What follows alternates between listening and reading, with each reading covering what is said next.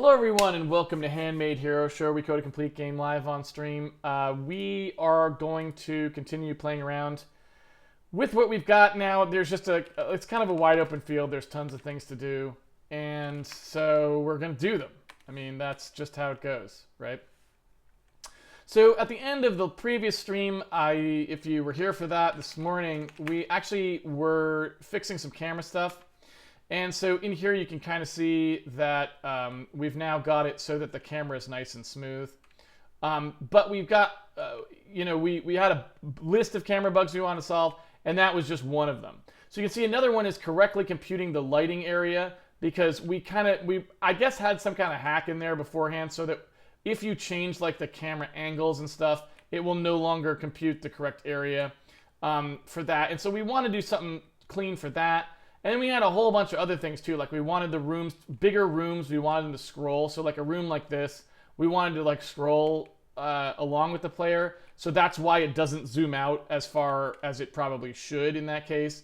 Because we wanted to scroll back and forth. And so if we're just looking at these sort of things, I'd like to get those in there. The other thing that I would like to do is I'd like to get our hero back in here.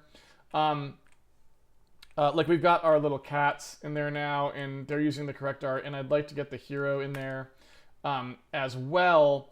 And so I do want to think about that problem a little bit more. And so if it's sort of a toss-up, I'd like to put the hero back in, and so I'm thinking maybe that's what we'll do. Like maybe we'll throw the hero back in there first. And get sort of that stuff going because we really haven't done the work to make that happen. So yeah, let's do that. And the camera, let's just focus on that and getting it going. What I did was I asked Anna to change the way that the files were laid out for us, just like I said. And so if you go now to where's the desktop? There it is.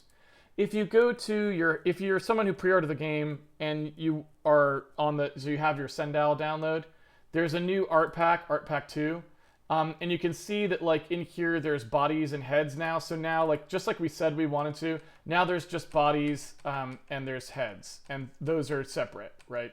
So there's now like no, you can think of those as totally different things.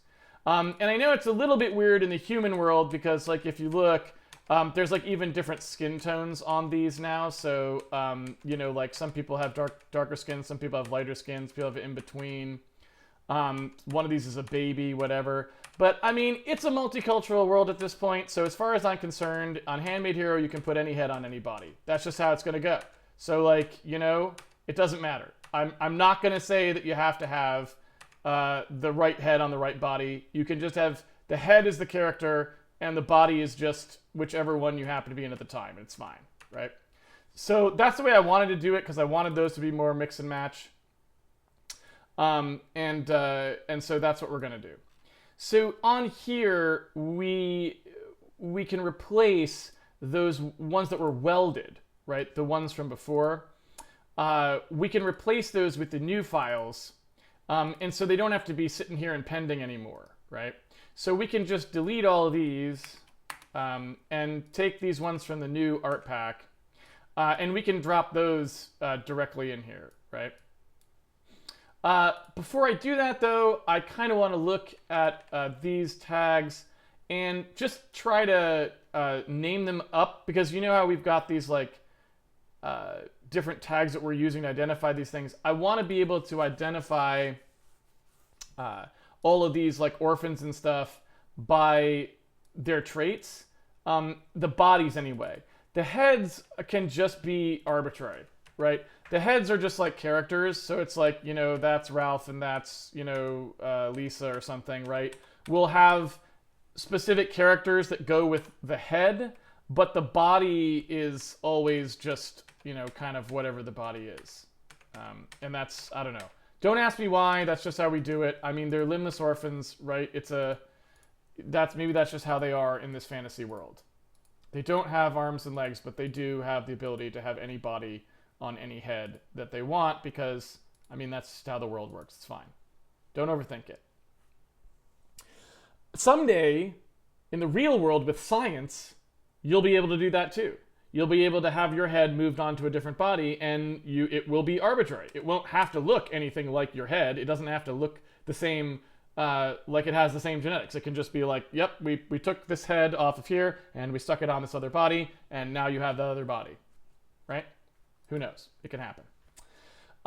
So I want to go ahead and label at least the body parts. I'm not sure how we want to label the head parts per se, because, you know, I think we may just want to tag them with their actual names. You know what I mean?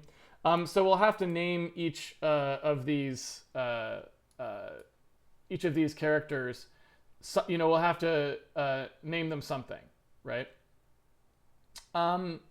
So we'll do that after we do this, because this one's a little more straightforward. So this one here is the standard hero body, and so it's going to be like maybe just the default, I guess is what I'd say. Like it maybe doesn't have a... Someone want to tell me why I can't hit the F2 key? What's going on with that? Oh, because I'm in the zip file.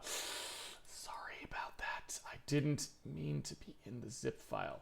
I was supposed to unpack that. I got carried away. Sorry. I didn't mean to get carried away like that. I started talking about what we're going to do, and I didn't unpack it. Let's unpack it into there. There we go. And now we're good. Okay. So I'm going to go ahead and turn on the preview here. There's like some kind of preview pane nonsense, right? Usually, sometimes, possibly. There it is, preview pane. And so if we drag this over so we can kind of see roughly who we're talking about, each of these kind of has some properties associated with it, potentially, right? And so I'm going to name them like along with, you know, the properties that they have. So the idea behind this character originally was she was going to be a little bit of like a green thumb. So she has like gardening, you know, experience. So this is like an extra earth bonus in a sense when you're playing this character, and so this would be like an earth body, I guess is what I'd call it. The hero is sort of like it's the default body. I mean, there isn't really anything specific about it, but I suppose like, you know, body hero. I don't know if I want to leave the hero one in there because maybe there is something special about that. I'm not entirely sure. How we want to look at that. So we'll leave that up. So this character was like a tailor. Like so this one has the ability like for crafting. You know what I mean? Would get a bonus. So anything that was along those lines. So you'd have like a bonus for earth, a bonus for crafting there. This one is cooking. Bonus for cooking. And I guess I don't know about crafting specifically because it's clothing specifically. So it's like tailoring, you know? I don't know what you would really call that.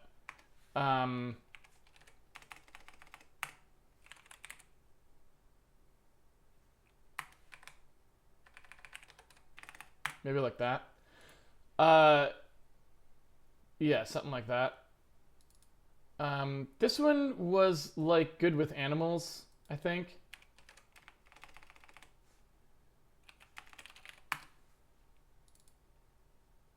This one was... I'm trying to remember what these all were. So that was sports. This one might be wintry.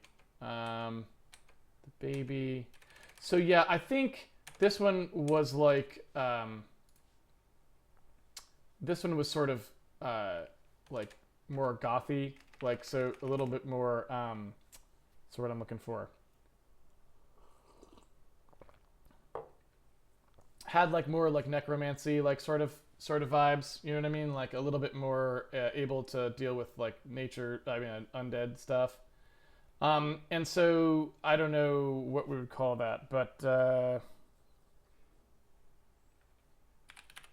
You know, something like that. This was sports, and trying to remember, like, just in terms of the naming here. So I think it would be more like, maybe more like strength. This one would be like warmth, right? So this one is like suitable for cold climates. So insulated, I guess. I don't remember if there's anything specific about this one. Don't really have a plan for that one. Maybe I'll call these ones like, instead of insulated, I'll call them season. So we'll say like winter. There's like the winter one. There's the there's kind of a fall looking one. We'll call that fall. Do we have a spring?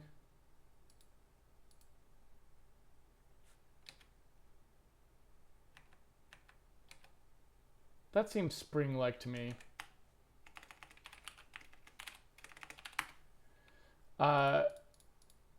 So I don't know what any of these would have had specifically. So maybe since this one was generally a little larger, we'll call that like, you know, resistance. Like it can, and it's not really, I guess it's not strength. It's more like taking more damage. So it's kind of like tanky, you know.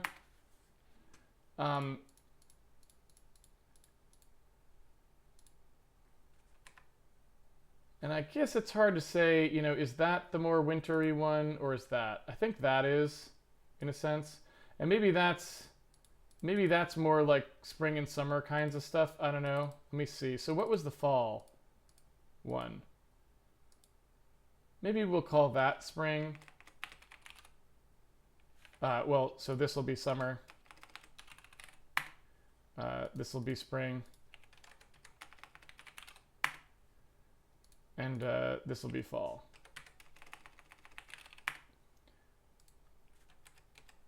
So this one is the baby bottom. And I'm not sure what to make of the baby. Other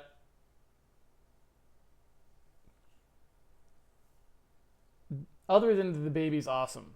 So, you know, the baby, we could have kept the baby as two pieces, but I think it would be even funnier if for some reason the baby can have different bodies. I think that it's ridiculous, but it's still probably good ridiculous, I'm guessing. And so, yeah, I don't know. So I guess what I would say is we need some for these. And these are kind of just like generic. Like these two just look like any person to me, right? They don't have any clear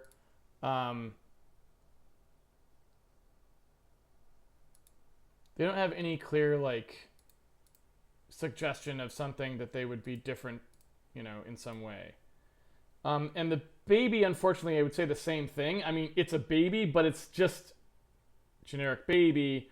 So it's not like it would really have any particular thing about it otherwise. So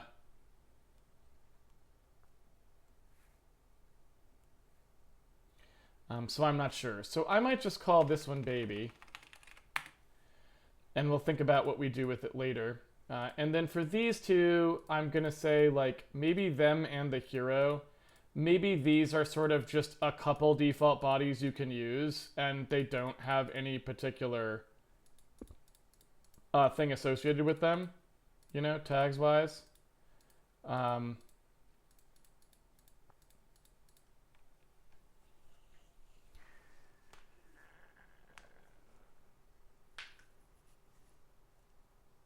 guess that's what I could say. So that's one way I could do it. The other way I could do it is... Nah,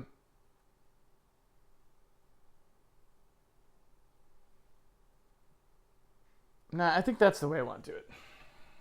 I think that's the way I want to do it. And so with these ones and the hero, the problem is they're just, like I said, kind of generic. Like they don't look like they suggest anything. Um, and so in terms of what the difference between them is, they're kind of just variants on the same, on just like it's a body, right? And it could be anybody's. And so I don't know what to do to differentiate those. You know, default 0, default 1, and default 2 seems like a bad idea, but that's kind of what they look like to me. And so maybe we'll just call those like.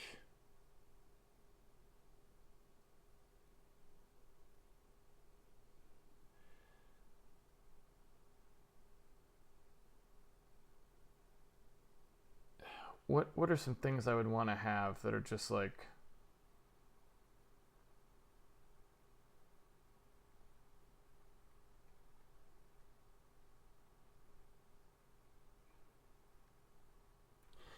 maybe one of them's like has more health and one of them has like more speed or something, like, so we'll just say that that's how they work and they don't necessarily, line up with that visually in some specific way, because who knows why you wouldn't necessarily have that. I mean, people don't look different when they have more stamina in any particular way. Um, so who knows? So, maybe this is just like.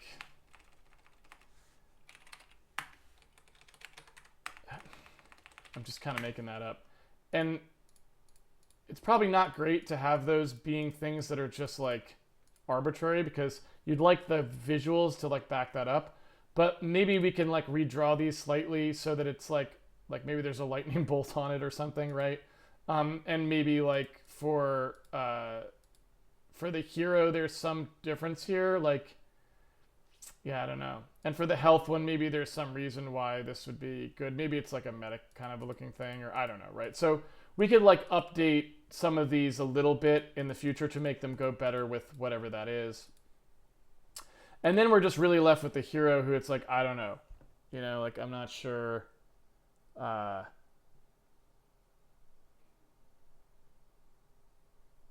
not sure what there is about that. It's just default, really.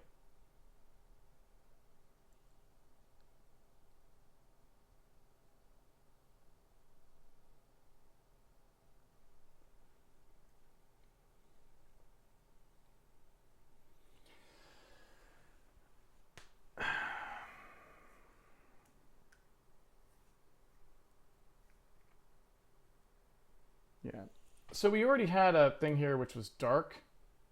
So I think maybe that would go on here as well. So I'm just going to unify these tags a little. For once, we don't have very many tags yet, so I'm just going to kind of like get those in there. If there's any that actually lined up, which there really aren't, because there aren't very many, right? But just to the extent that there would be. So in addition here, since these are all bodies of humans, I'm also going to put in an orphan tag there probably, just so we can select specifically orphans versus monsters versus whatever,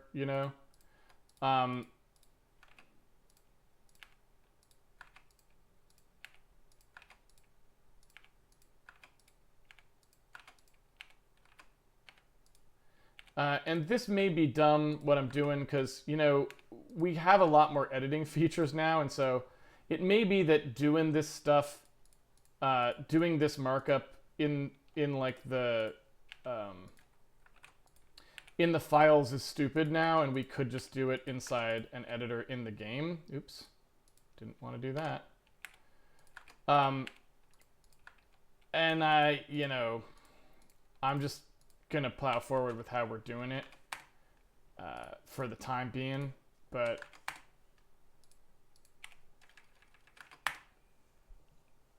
we can always change that later, right? So if those are all the bodies, right, then what we need is like heads for orphans, and so like all of these here Again, we have kind of have the problem of the hero, which is not really a label. I don't know what the. Well, I guess we'll leave it as hero for now. But now we can label these in some other way, I suppose, where like they just have names, because the heads, I guess, will be specific. So like, whenever you see that head, it is that character. In a sense, we don't really need the orphan tag on it at all because the character would uniquely identify it, but you know, we'll see. So I don't know what I want to name these characters, but I'm just going to make it up as I go along. So I'm going to go with Lisa on that one. I'm going to say that that's going to be like, maybe that's like Brad.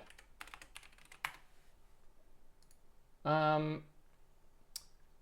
can't really see these very well because they're a little too tiny.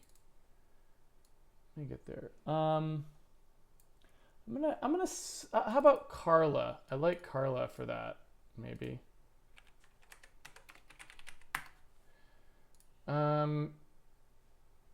And maybe I could see that being like a Jenny. That's gonna be, you know, some of these names, I'm kind of just picking generic names here. I wonder if that's too boring. I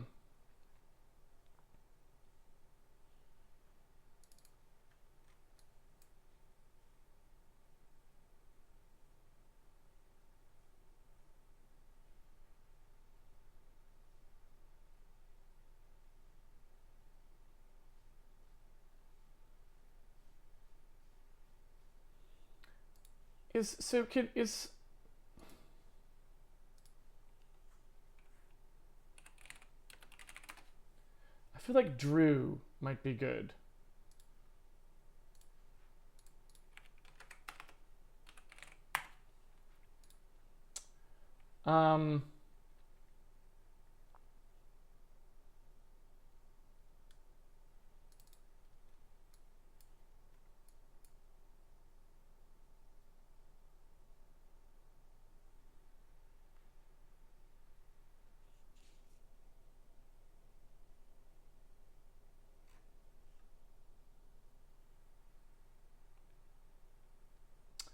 Maybe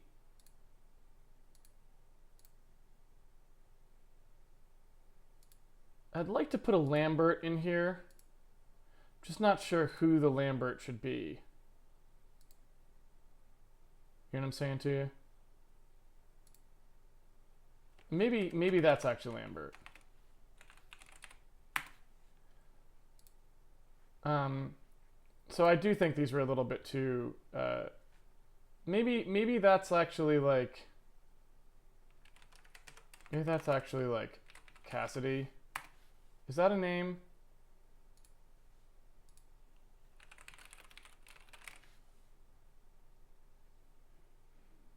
Oh. That's funny.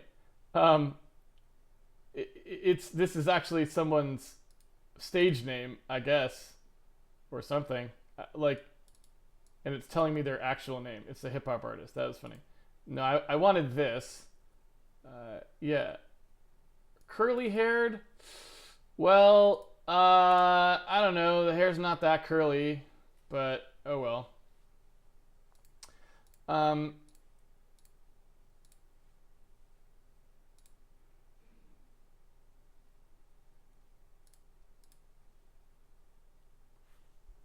So let's see. We're back to this saucy gentleman here.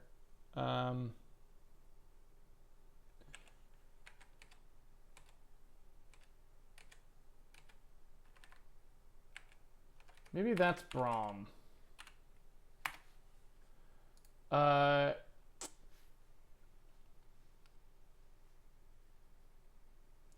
Maybe that's like Laird.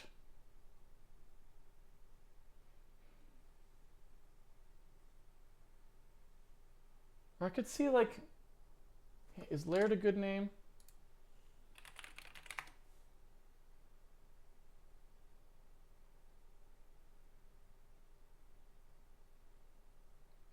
These baby naming sites are kind of crazy.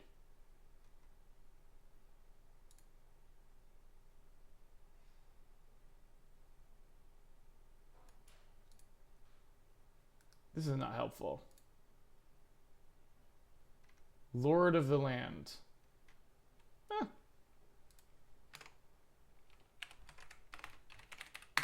Seems fine to me. None of these are orphans, so technically none of them is a Lord of the Land, but I mean, this one doesn't have curly hair either, so you know, the naming can't always be so accurate. I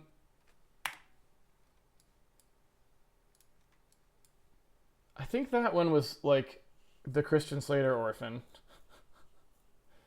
So I think maybe we'll have to call him something related. Like, let's call him Slade. I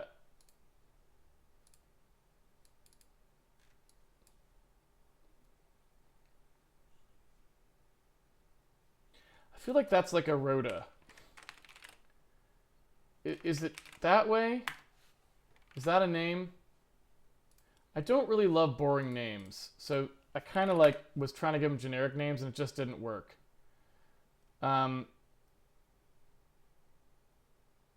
So yeah, I mean, well, you know, there's a TV series with someone named that on it, which, you know, I've never seen, but it's seems plausible that it's a name. They thought it was, because they named a character that, so why can't I?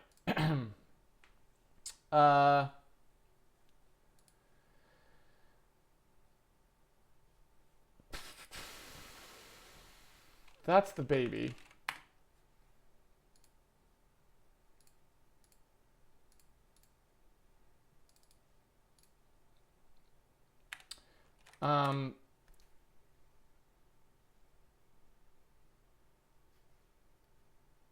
That's gonna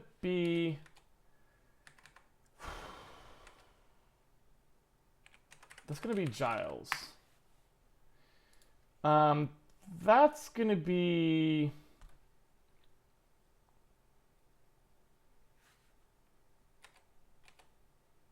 these two are gonna be the hardest. How about her? Um,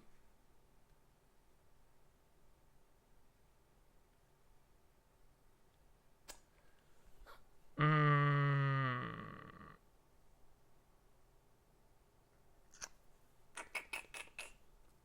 I'm not sure.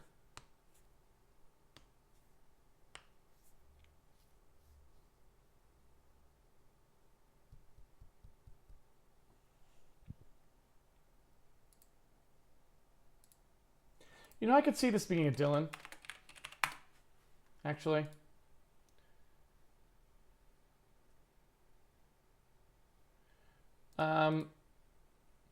Maybe this is, so I know Aviva is a name, but is Viva a name? Yeah. So I think that's Viva. And this is going to be like...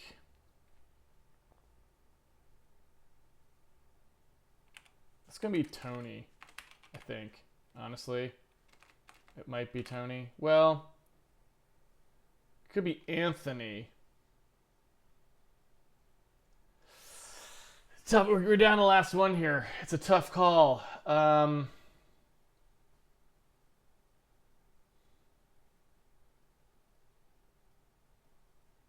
I'm sorry, I don't know. I really don't know.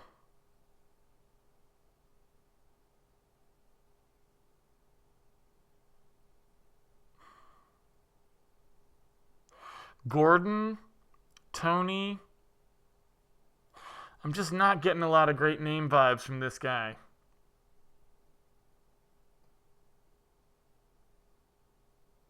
How about Klein? So the only problem we've got now, I'm pretty happy with the rest of those names. Those are all pretty good. Lisa's not doing it for me, though, at this point, so I'm thinking maybe we need something a little fancier here. Um, she has her hair is maybe Asian styled, like she's got like a pulled back into a tight bun. So maybe we could give her more like an Asian name, like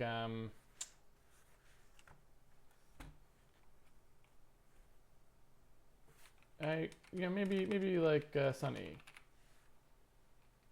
Yeah, maybe something like that. I could give her an actual uh, Asian first name.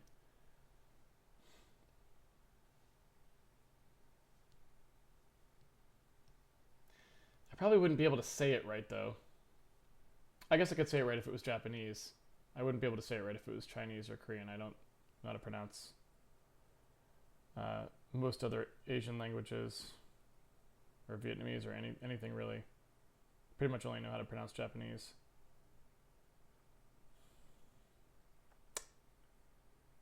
Yeah, I'm gonna stick with Sunny. All right, so I think that's all our orphans for now.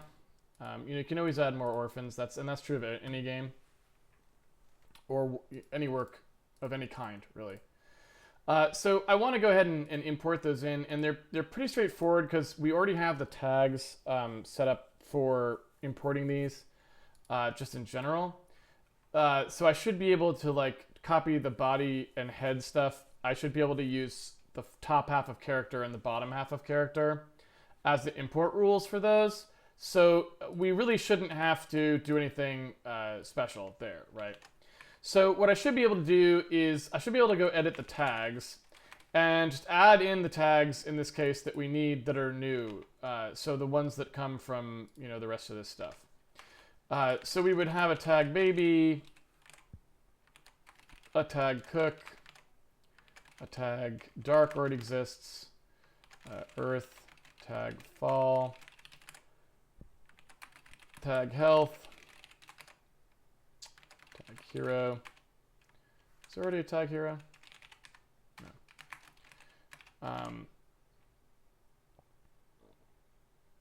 Tag nature, tag speed.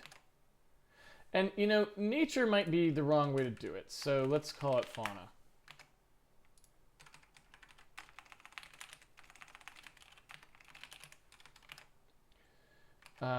Tag spring,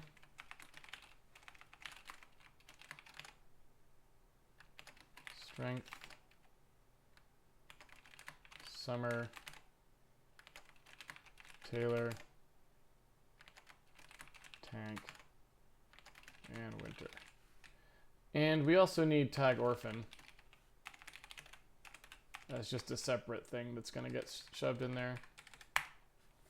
Now, you can already kind of see like so one of the things we're going to have to do soon is as we pull all this stuff into the game, we'll have to finally go really do a final tag matcher.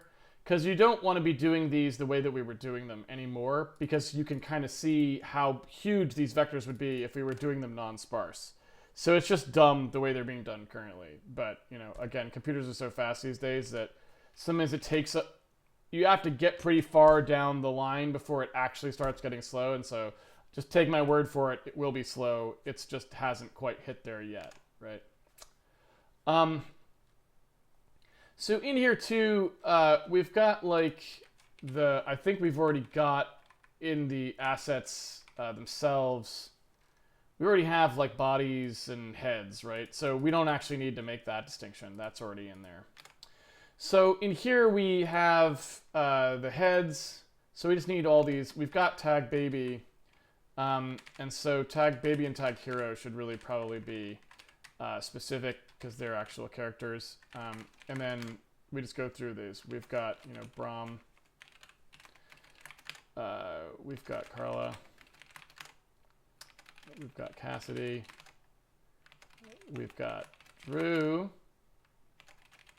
Dylan. Giles. Hero. Already there. Klein. Baird. Lambert. Rhoda. Slade. Sunny. Oops. It's actually, I think, supposed to be Sunny with a U, right?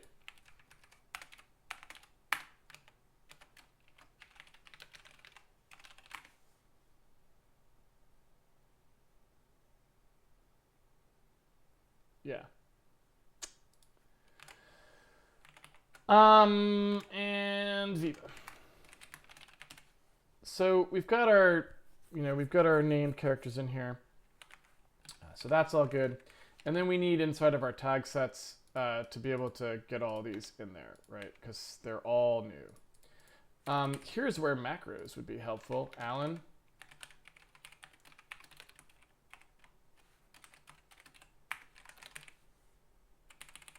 Alan's probably busy. This is where you would want a keyboard macro because this whole, well, what you want is not a keyboard macro. Obviously, what you want is a programming language with introspection because then you don't have to do this typing in the first place. But hey, beggars can't be choosers, right?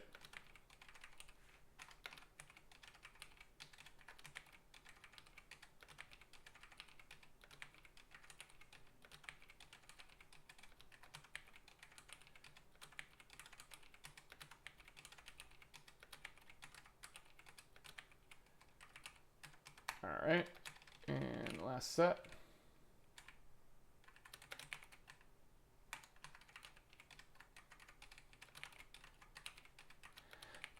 And the reason you want introspection, just in case anyone couldn't already tell, is that you want to be able to talk about things in code very easily, and things that come from outside the code itself have to have ways of corresponding to things that happen inside the code, and the only way to usually do that is with some kind of string. And so if you want to get some type checking, you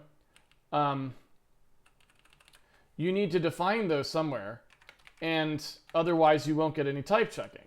You know what I mean?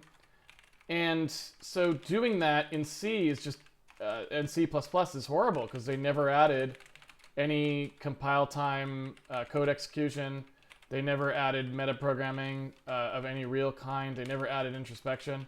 And it's just a disaster. And I think they've got a working group working on it now, but 30 years is too late. It's just too late. That should have been in there day 2. I mean, it's a basic feature of programming languages, in my opinion. And I have no idea why it was not in there.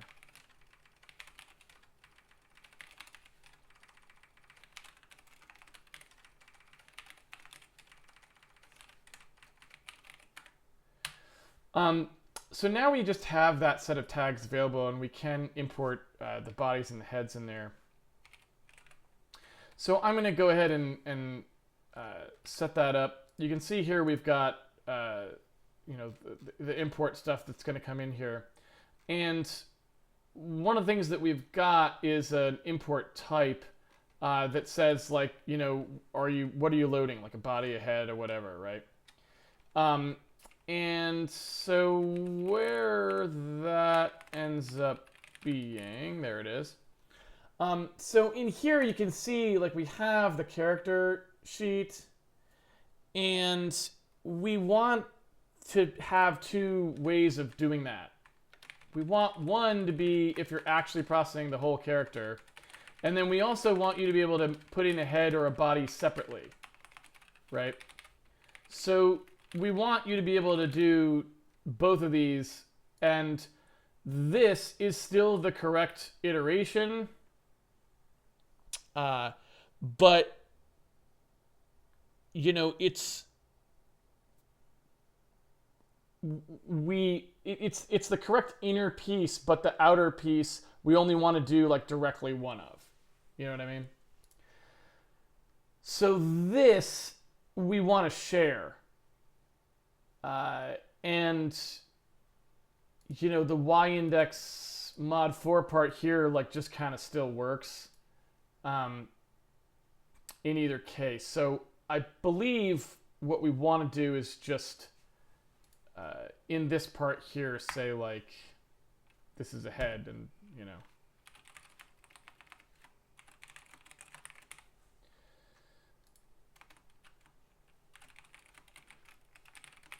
know what I mean? Now, actually, this is backwards. That's how that actually goes. And so then in these, we want to do the same. And so now we just have to like extract this piece out of, of the import grid. I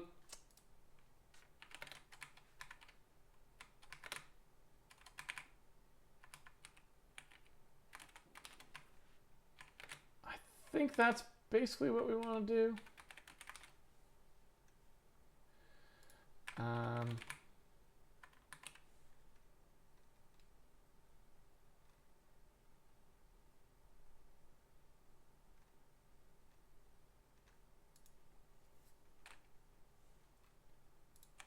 Something like that.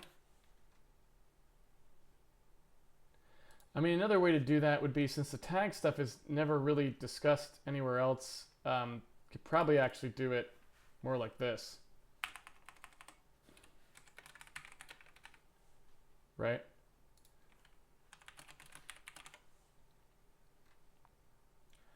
I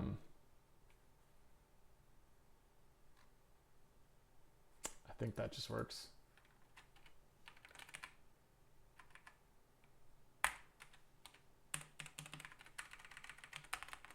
So if I was going to pull that out, then all I really need to do is copy this stuff.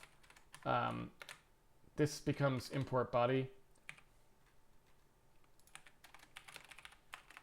What's that called again? A tag, import grid tag.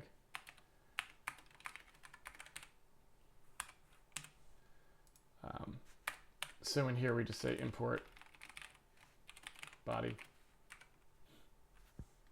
And we need all the things that we have here. So we would need game assets.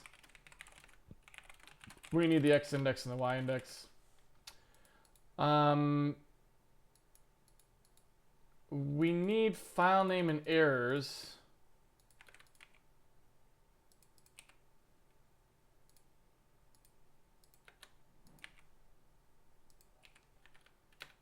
And I'm not sure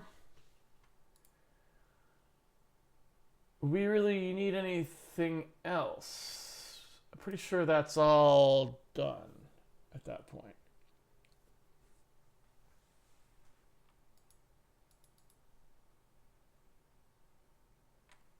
Yeah.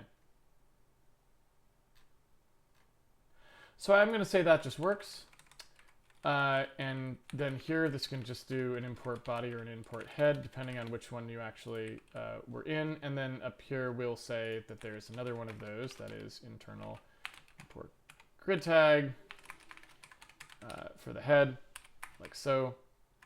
And we say import head, game assets, asset.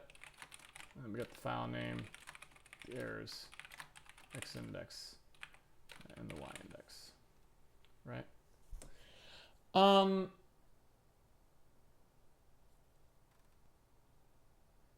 not going to think too hard about that. I'm just going to say that's fine.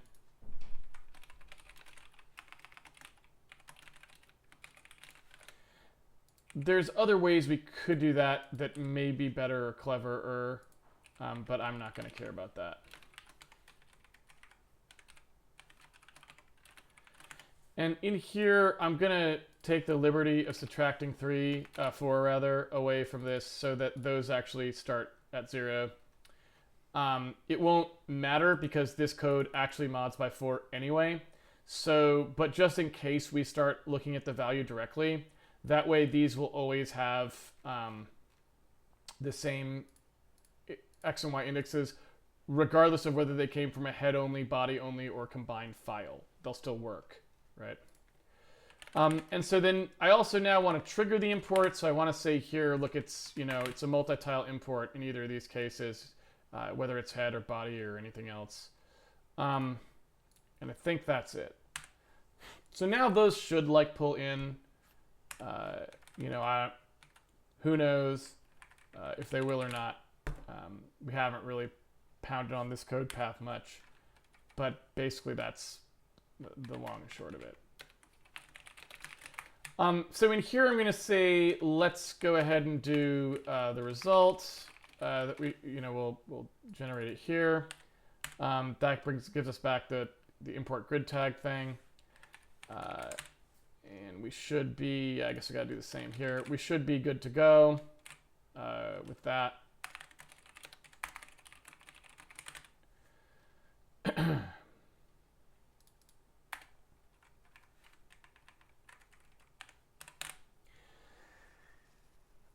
And then hopefully that'll get pulled into the HHA so that now we'll have those available. And who knows if it'll work, but in theory it should. So we've got the game here, and we say like, okay, why don't you do an import, and we'll let that go. We don't have a progress bar yet, sadly. But now it's just going to go through and load all that junk in and parse all those things. And so now it has. Theoretically, it has. So now our HHA should have that, which means that if we want to now, we should be able to actually access those things. And again, don't know if that's actually true because we have really not played with this kind of code much yet. But we can certainly try. So if we now go to like where we create like a hero or something, and we want to see if we can actually get, a body in there. I don't want a shadow at the moment, so I'm not going to put that in there. And we're going to look mostly at this. There's not going to be a cape anymore.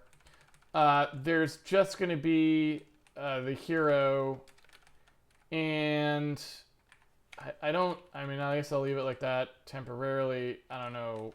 I'm not, I'm really not going to do that. I'm just going to do this for now and say that's what the size of the hero is, and we'll play with that a little bit later. And in these, I'm not going to specify anything yet, although the glove we'll probably need to put in a different place.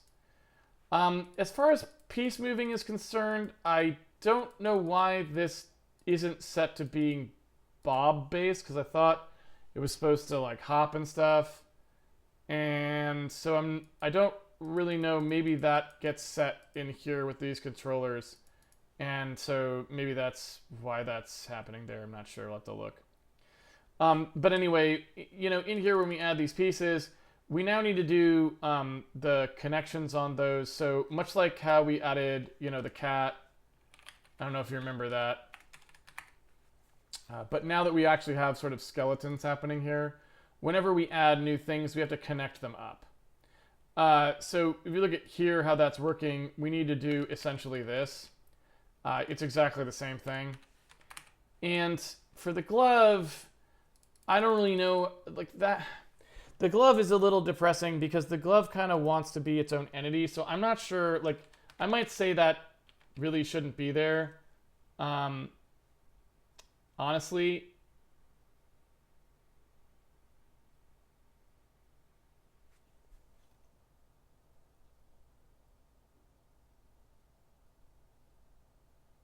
Oh. Oh, never mind. Okay, I take it all back. There is a separate entity for the glove. So that's actually fine.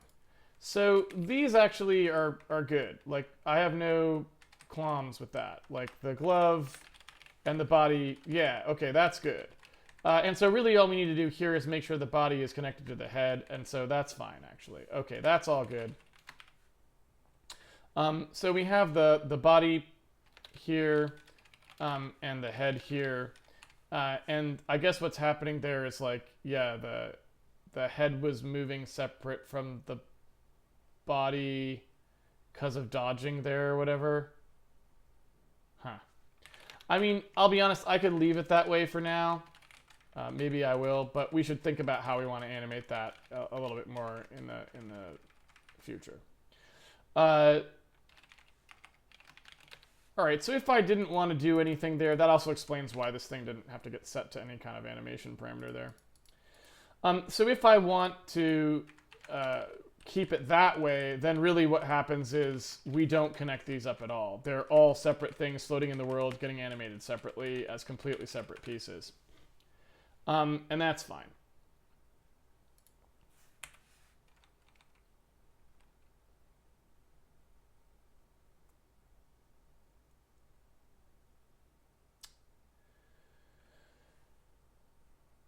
Ooh, what is the complaint here? Let's see. And these need to get tagged out as well, which we haven't done yet. But those are all entities: body, head, and glove. Oh, and right. That was my mistake, sorry. Cannot convert from entity visible piece to entity. That's a good point.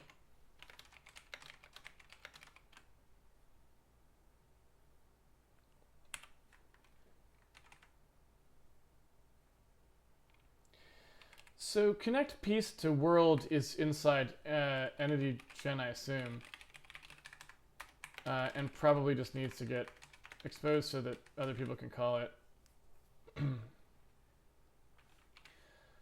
So we need to tag these out somehow. So much like in the entity gen, when we do the cat,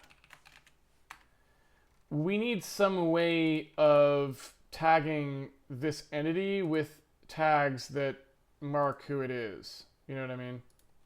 So when we do an add player, I guess, you know, we weren't calling these directly because we create little add specs and then add them in. But in here, we are creating the player directly. So we kind of want to just be able to do this directly. You know what I mean? And so we know this is a body and is a head. We want to add to these things. We want to be able to set the tags. So we know this is like an orphan. And we know that this is the hero for now, right? And that's going to be true on the head as well. On the glove, we know this is a glove. I'm not sure we know that it's anything else. It's got fingers. Other than that, I'm really not sure.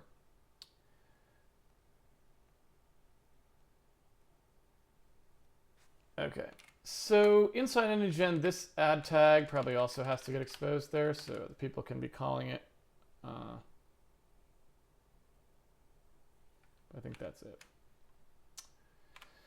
Okay, so now in theory, like, looks like we have our orientations backwards there. You can't tell that that's true because you can't see me clicking it. But you're just going to have to trust me it is. So we have some tag issues, and we'll have to kind of figure out what's going on with those. We can add some editing features to help us with that as well, but all that's fine for now.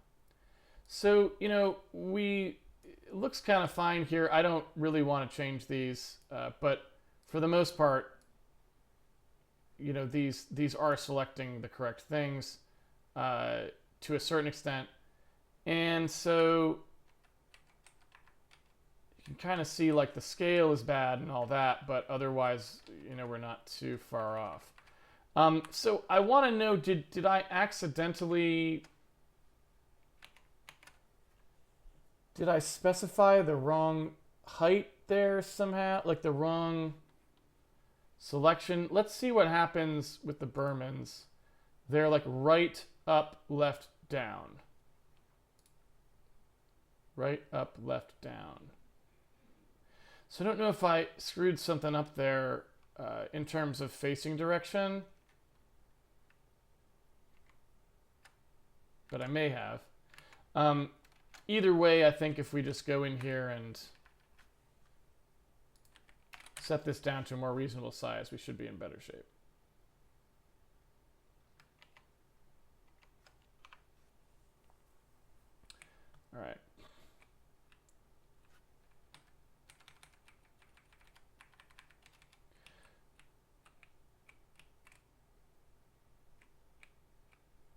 I might want to make the debug light not so big giant cube over my head as well. I still don't know if there's a reason why we actually put lights in for cubes when we push cube lights on.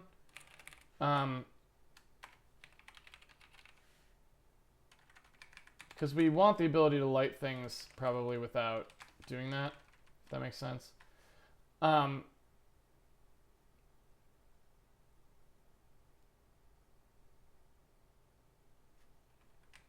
So when we do this push cube here and we put an emission in there, you know, I wonder if it should really be like this. Of course, I don't know if that'll affect the emitter, but we'll see.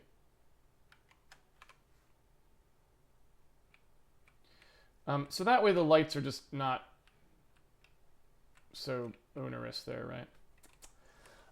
So yeah, so basically what I want to do now is go figure out why we're getting that reflection problem there, why we're getting those things split up.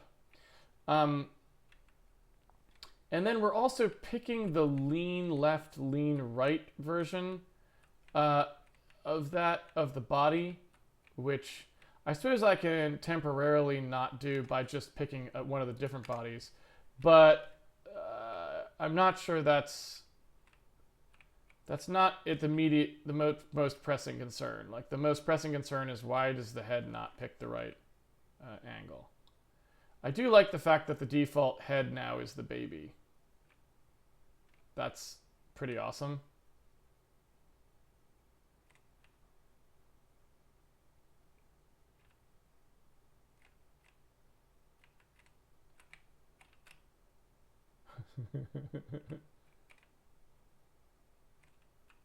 All right, sorry, I got a little carried away there. It's fun to hop around in this thing, which is a good sign, I suppose. So yeah, I kind of want to figure out what's going on there. So, you know, I don't know if this is a good time to maybe focus on the debug stuff a little bit there, where in addition to looking at things like the HHA editing, I wonder if I want to be able to say, look, show me what this entity is currently doing in terms of picking, like what are the tags on it and stuff like that, so that I can see them. And similarly, like when I pick one of these things, like what are the tags on that? Because, you know, I don't know. And so like when we're assigning these things, and I also don't know, like for the cat, like, so let's say you made it, what if you made a cat instead? So instead of this, you just said, no, it's not an orphan, it's a cat, right? Would it also be facing the wrong direction? Or is it only, you know, only the split heads and bodies that are picking the wrong facing directions? Because that's like a relevant piece of debugging information there, right? So if I said the body and the head,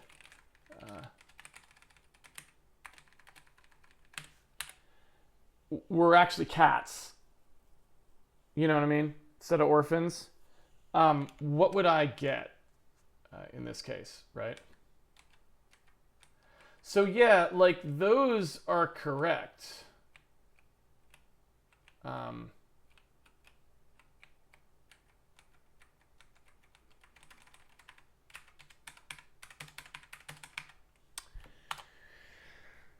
So that's not fabulous. So it means that there's something wrong with the import when I did it, and I don't know what did I screw up.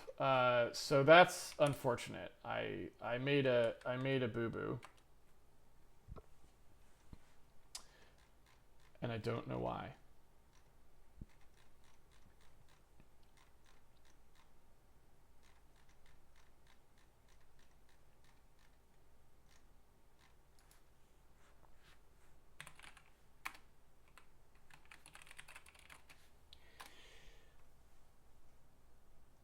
So in both of these cases, I'm iterating over all of these things, and then I'm asking it to do an import. And we've got import body and import head, right? And then I'm setting the tags back this way.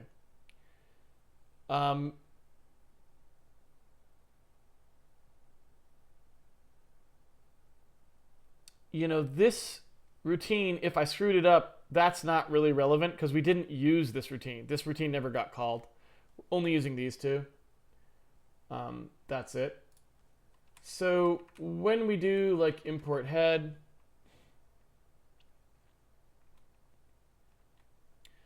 or import body, there's got to be some reason why it's screwed up.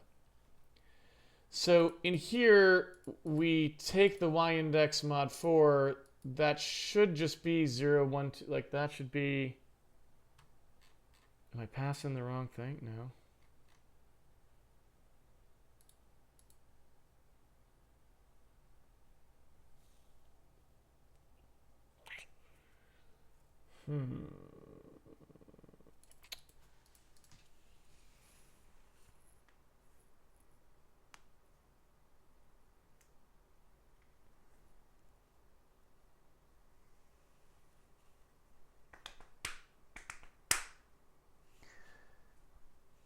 So I don't know. What did I do wrong there? The x-index is not really relevant. The y-index looks totally fine. And as far as the head is concerned, so, you know, it's 0, 1, 2, 3, and it would be 0 again, 1, 2, 3. I guess, are we going the wrong direction there, though?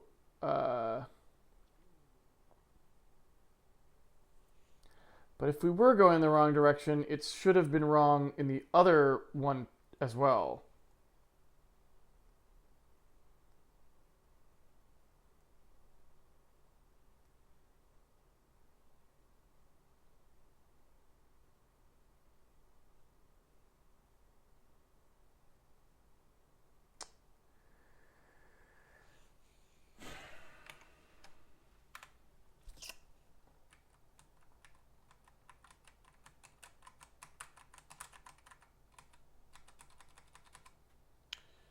Well,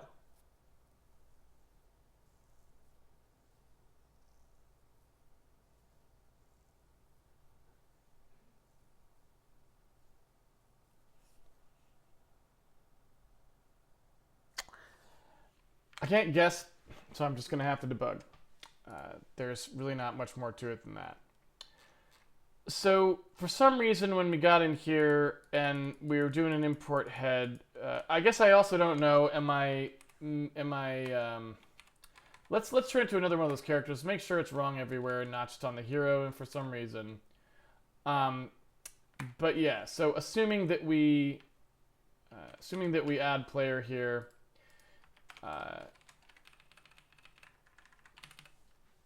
Instead of the hero, maybe I can say that the body type is going to be, we had like the strength body, for example. And then the top of it's going to be, I don't know, maybe it's layered.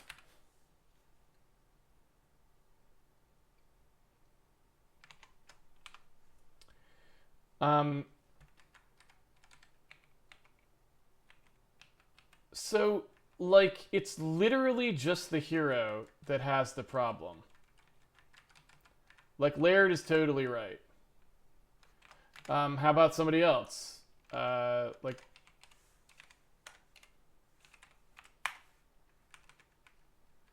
I wonder if that's because we had, like, old data in there that's, like, conflicting with it or something. I don't know. So, you know, if we said, what about the baby? Like, what if it's the baby instead?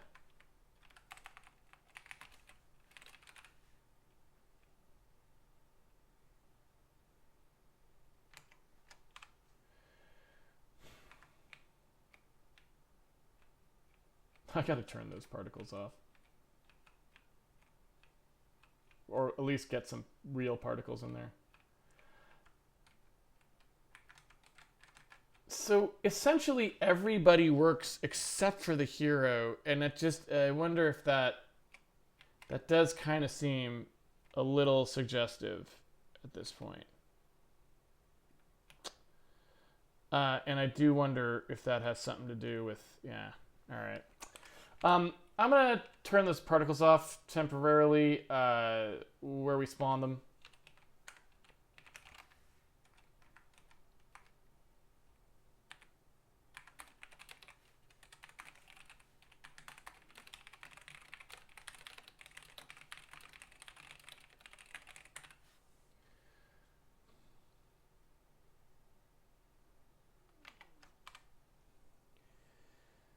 But anyway, at least we got sort of what I wanted. Now it looks like we've got a bug in there. Now would be a good time to start working on the camera again. So like a debug camera, like you can kind of see there's some garbage there at the top of the head that I don't think should be there. And that may also be an import problem. Like it's not just an import problem. It may be a source art problem. It's hard to say. If I open it up, let me see here.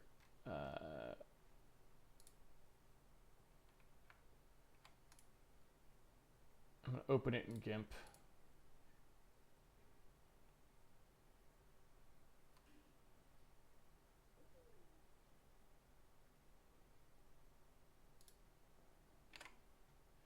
So looking at the baby's head.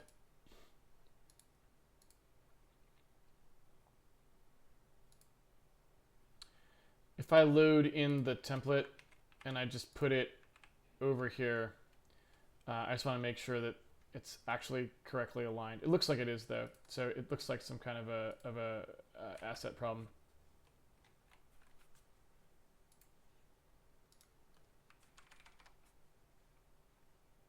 Why can't I move this? There we go.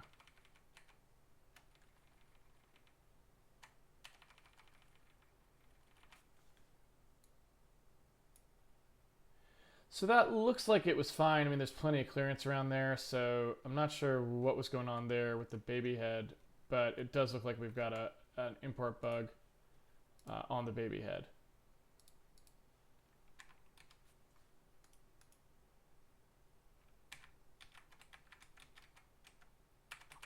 I do think also we're a little tinier than we should be. So while 3 was too big, I think maybe 1 is too small.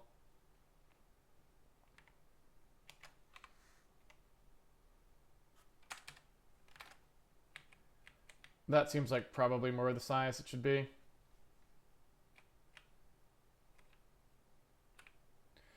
And so now also we're going to have some code in there for, you know, the head now is going to be controlled by the art a little bit more probably. You know, it's a little bit hard to say, but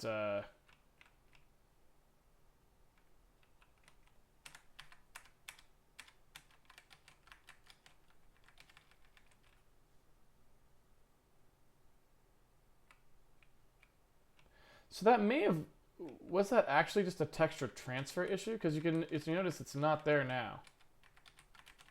Interesting. So I wonder if we have a texture transfer issue there where we weren't properly clearing out some, like we were transferring a little bit larger than we should have been or something. Because you can see we're not actually getting that bug. Interesting. Well, all right. So let's go from here and see what's happening. If I actually look at the alignment points for this thing, and I want to align it with the ground, it's going to be more like there. And I kind of want this thing to have a base of neck, and I want the head to attach to it, probably. Like, that's probably what we want to do. But in order to do that, I have to reduce some of the dependence on the head code, which I don't know to what extent that's okay. You know, maybe it's fine. And, you know, we could test it out now by just saying, all right, look, the head is actually now on the body, and we're going to connect the head to the body like so. So the head piece is actually, oops, body piece, base of neck, head piece default. Okay, so now there are no pieces on the head, so even though the brain will still move the head around, it won't actually do anything with it. And so, you know,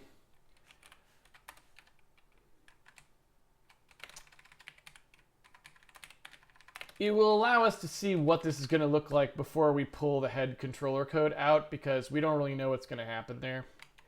it's a little bit squinky. See, we got a transfer issue there, right? There's like a texture transfer issue there. We probably have some kind of a load raise condition when we, or because the other thing we could be doing is running out of texture handles, but I think we should assert in that case, right? So we'll see. But anyway, let's suppose I actually, again, one thing at a time. We have a ton of stuff to work on now. So let's suppose I actually align this thing with the world, which would be like something like that, right? And then I add the base of neck thing, and I don't know exactly where that should be, but like probably like maybe there, something like that. And then the head needs to be aligned like basically like that, I guess. And that I think is roughly how the baby looks. Right. And so I just want to look at how the hopping looks. It actually looks great. Yeah, that actually looks great. And the head does need a little bit of a Z offset to avoid the Z fighting, obviously, but otherwise, that just looks fabulous. So let me do the other ones too, right? Like,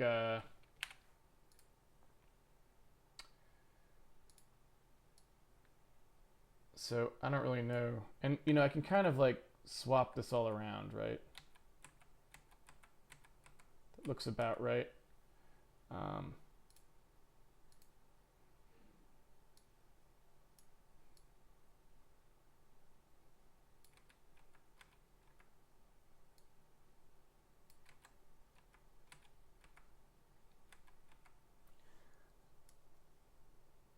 I'm not 100% sure where that should really go.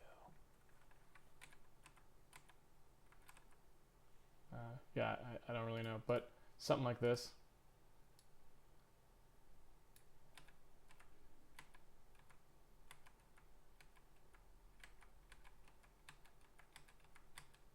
Looks about right.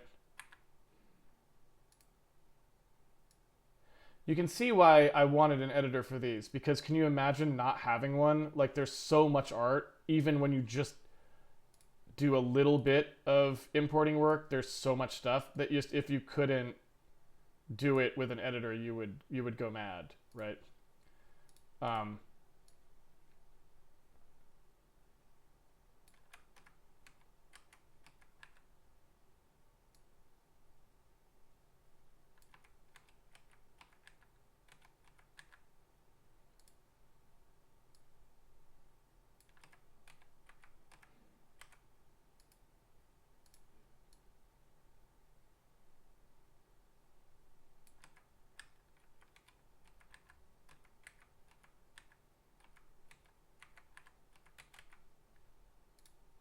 All right.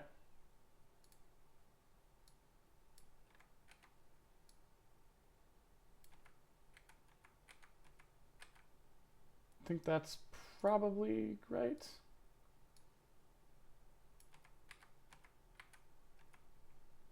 All right.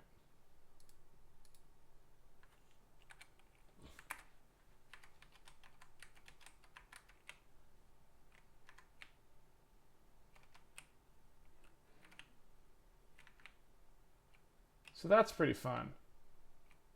I mean, that is just fun. So pretty happy with how that all is coming together. Like I said, we want to probably put a little bit of a Z in there for the head just to give it an offset so that it floats above the body a little bit.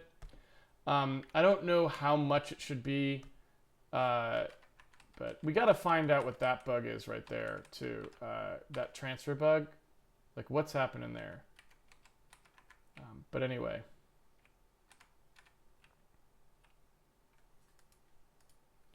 That may be a little much. I think that's what I wanted.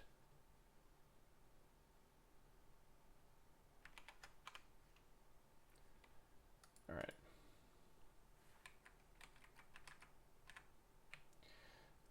So I'm pretty happy exploring around with that little baby. It's very satisfying. For some reason, I get some pass through on you see that Z clipping there? So I think we still probably have a lot of work to do with our like Z bias stuff. It looks like our Z bias is actually doing the opposite thing it should be doing there or something like that. So we've got a lot of work to do to polish up our graphics here, but it's coming along, folks.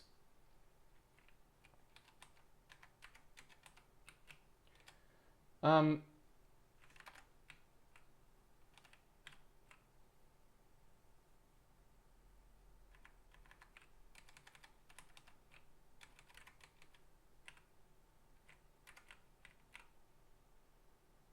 kind of need that glove to follow along with us, by the way.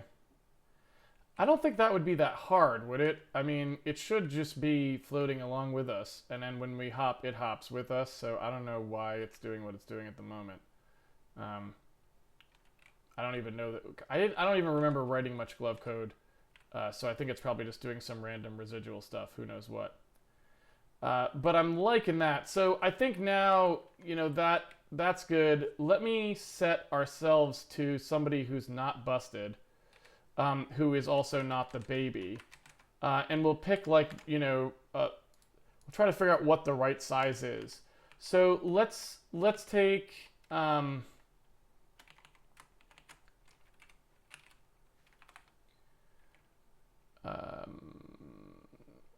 let's take one of these assets here and maybe we'll pick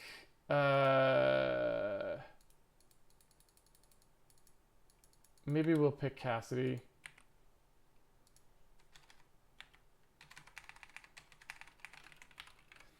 And we'll use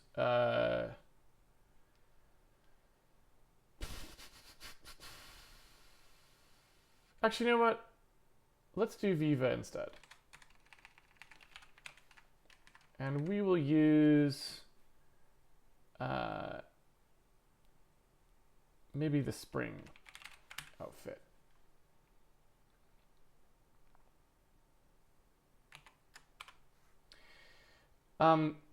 So let's set this one up. We've never edited this art asset, so it needs to be aligned as well.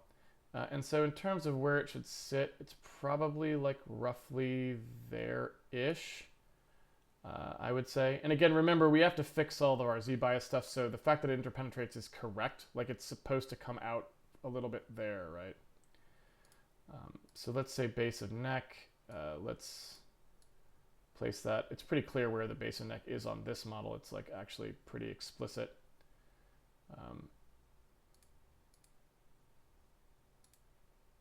What? Why do I still have a baby head?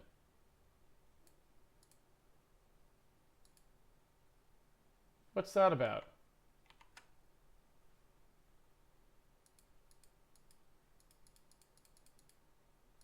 Is that just a tag matching error? Did I actually screw that up?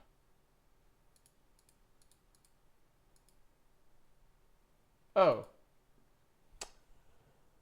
So interestingly enough, the tags on the head... So this should actually, this is wrong. The tags are supposed to be on the body now, right? Sorry about that. That explains a lot.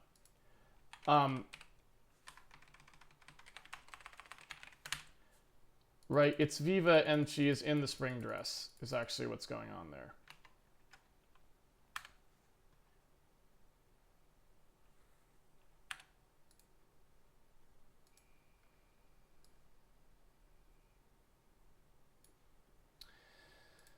All right.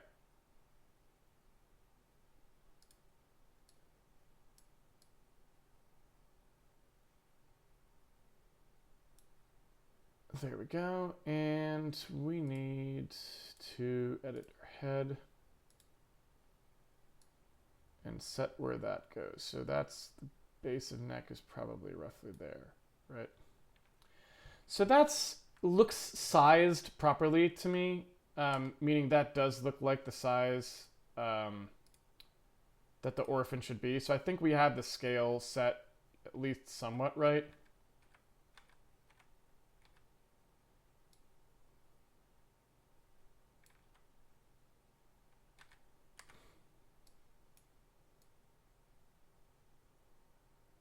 Oops. Oh wait, I have undo. God, it's so weird. We've got like so much advanced stuff. I'm like, oh wait, I don't have to like re-edit that thing. I have undo. All right.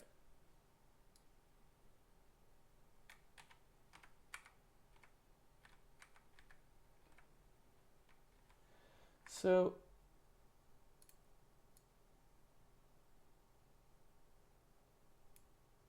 probably like roughly there. Keep doing that.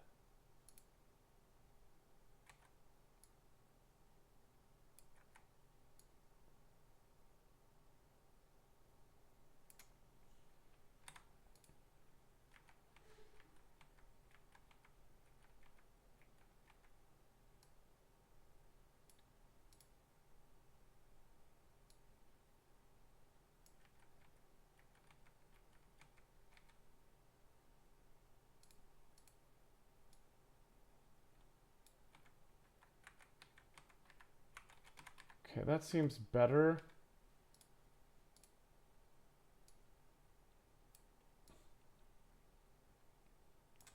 I want to be able to hide stuff now. You know what I mean? So I can place these things with being able to see through them, sort of.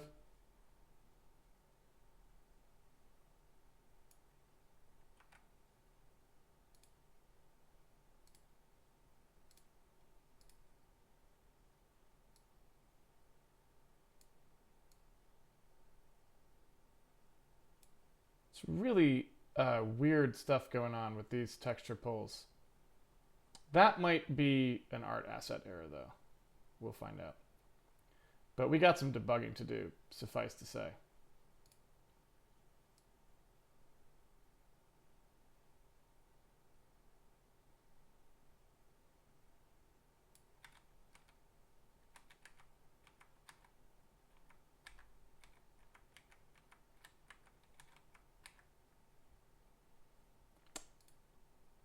All right, last one.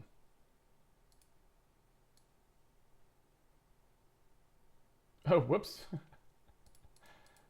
I didn't mean to edit the hand.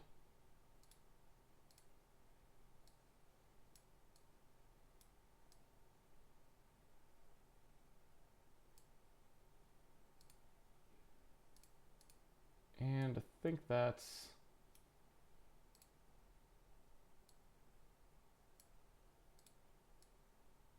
probably about right.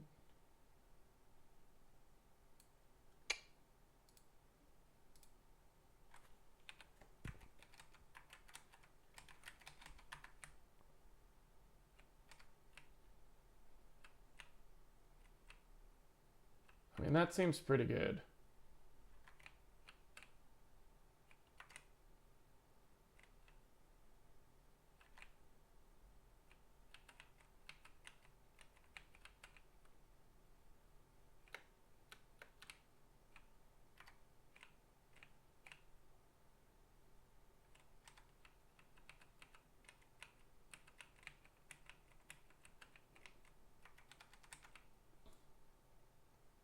So I'm relatively happy with that.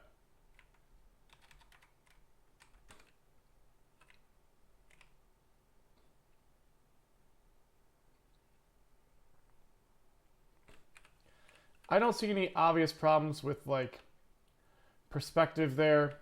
We need to get the Z bias working again and accurately so that we don't have this sort of problem with the interpenetration there. But in terms of looking proper, it seems pretty good.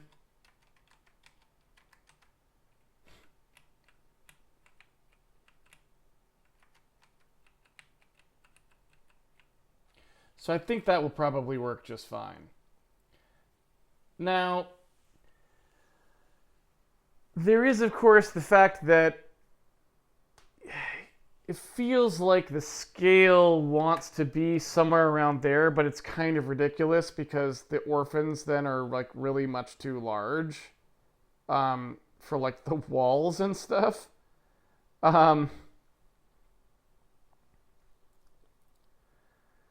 So there is that, and I don't really know what to do about that exactly. Um, Probably nothing. I mean, we'll just try and make sure that our Z bias works so we don't get that like clipping, and that's just what it looks like, and we make sure that, you know,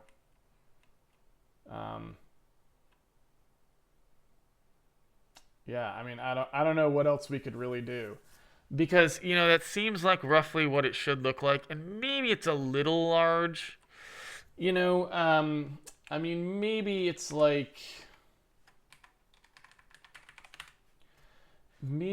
should be somewhere more around there. Um, but it's still going to be a problem because there's still like, yeah, but at least there you're not taller than the wall. So maybe that's better. And then we only need a little bit of Z biasing there to fix like the problems where you would clip through the wall in those circumstances, right? But that seems pretty good otherwise.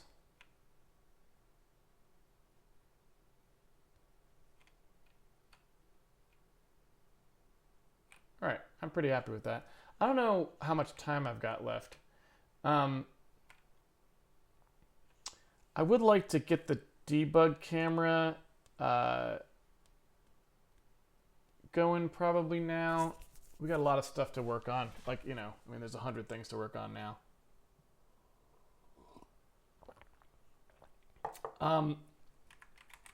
So we got tons of things. Like we've got some import problems.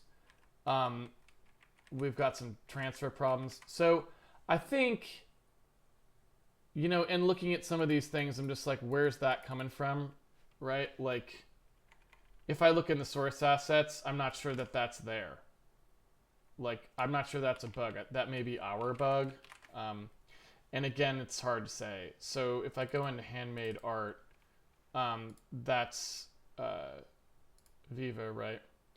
So, well, yeah, I think it's just probably the art's wrong.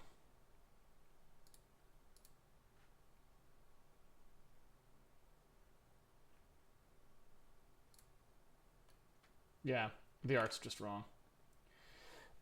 So that's just an art bug. You can see here if I open up like the grid.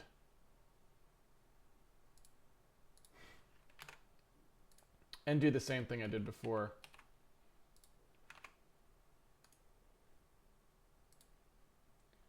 I think this time we'll actually see that it's busted.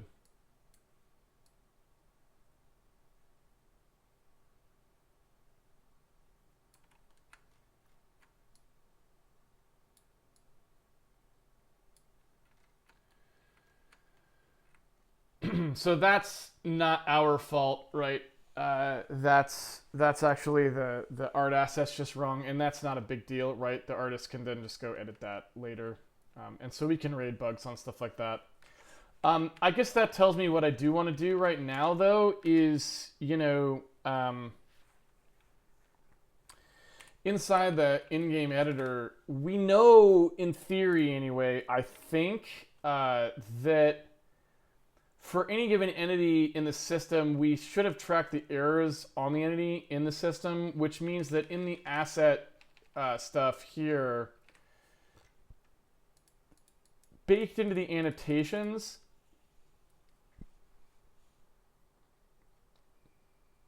should be the errors. So if one were so inclined, we should be able to write a function, because there's going to be like a write string function in the asset system, write asset string. So there can be like a reverse version of this. So if you want to read an asset string, you should be able to do a thing where you say like, hey, tell me, you know, get an asset string out of the file, and you can pass in some kind of a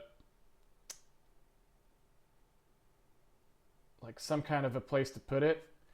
So I don't know what I don't know what the best way to do this would be, because in theory you really don't want to be reading things out of files all the time. So if you're really gonna be Mr. Saucy Pants about it, you would probably go and actually be specific about how you would cache these things, but I don't think I care. So probably all I would do here is say, look, tell me where to put it. And that's it, right? So I'd say, okay, tell me what the count and offset is for this string, and I'll go read it. And so in here we would have a thing that was like platform read data from file. You know, you want to read from this thing, and here's the offset. We have the count, and then it's just we need that space, right? So we would just say, and also in here we'd say, well, the count is the count, and the the data for the buffer is going to be a push size of whatever the count is in the memory that you're asking for, or that you're telling me, right? So, and then we read that thing. And so I think that is all we would really need if we wanted to display the error messages in the in-game editor. Meaning that, like, you know, when we have the HHA in here or whatever, and then there's like the asset editor and whatever else, right?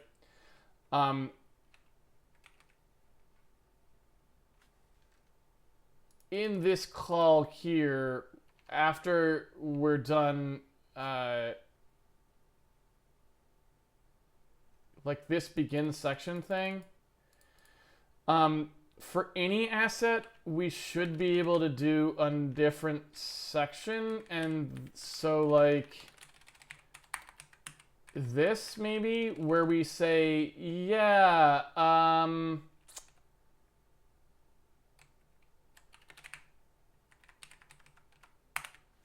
this is the info section, and in the info section, I'm gonna print some stuff out, I guess. Right? I mean, that seems cool enough. And so in here, I could print out like information about the asset.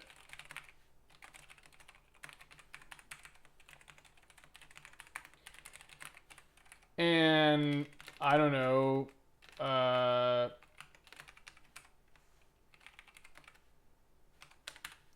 that should just work. Probably. I don't actually know, but I don't see why it wouldn't.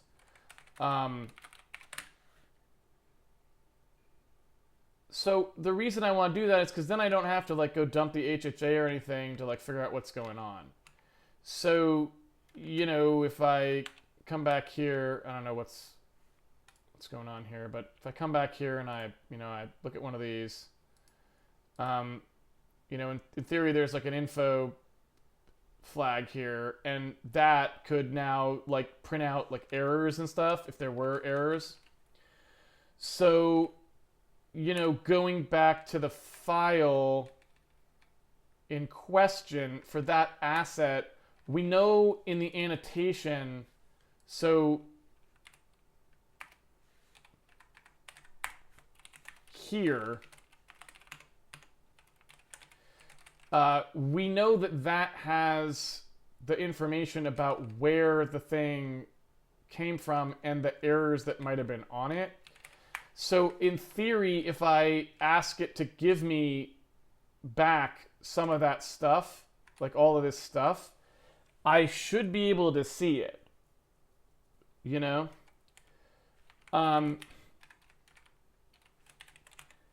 So like, for example, if I say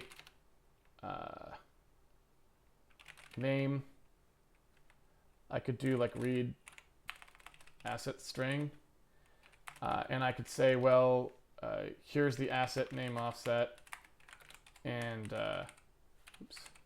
here's the asset name count. I don't really remember, even though I just wrote it, what the format was there, but it's like, you know, assets, and then the asset file.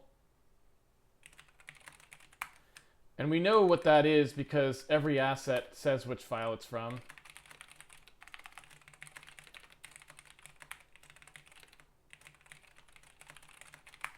So we can get that. So we can say, hey, read the asset string there, and use like the frame, use the frame arena, because we're just going to render this string. Although honestly, I don't even really need to do that. I could just use a temp arena because we do a label F on this thing, so we're already pushing all of the stuff onto it. So I don't even really need to do that, but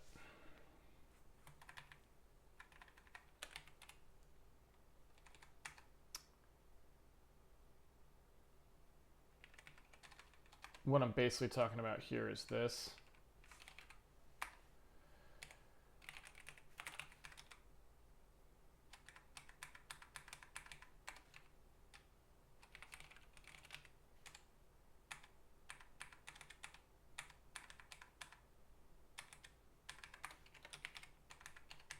I mean, I could do that.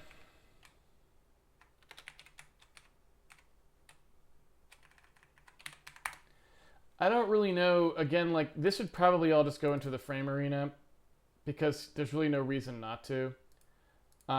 It doesn't really make any sense to do an actual allocation in here to give this thing a block of memory. But, you know, point being, that would be all you really would need to do.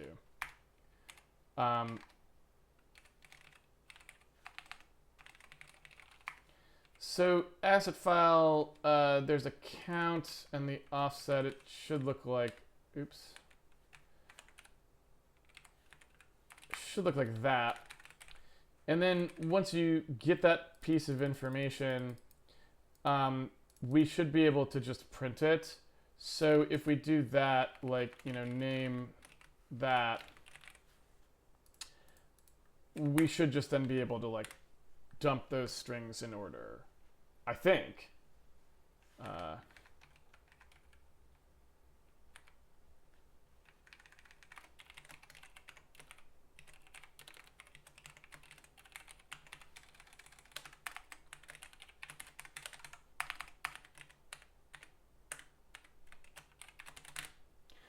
So who knows?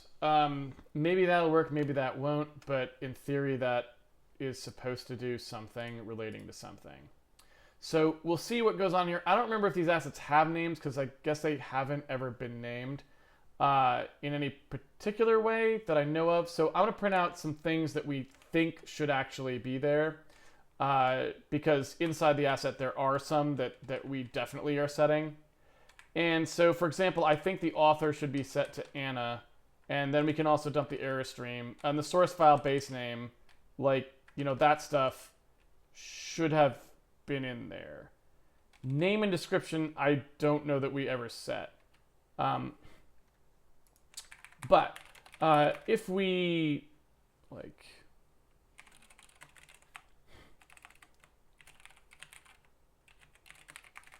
if we just grab this,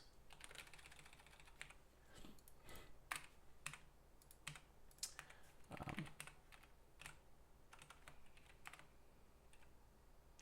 don't know what I want to call this, but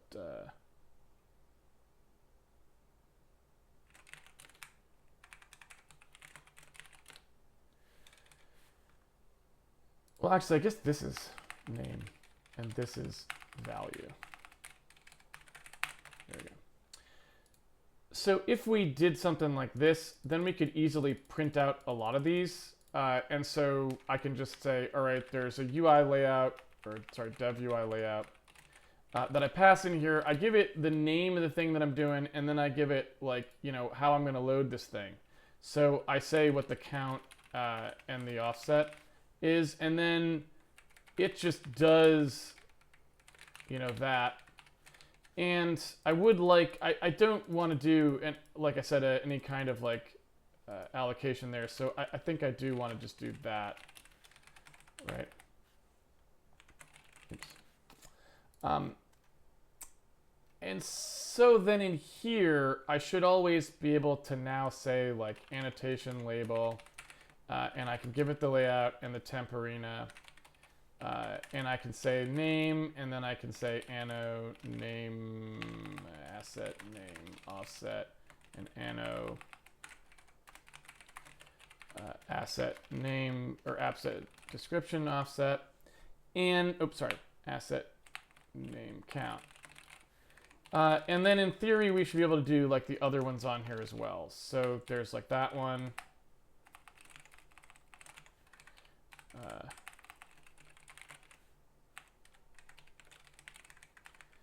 There's the author.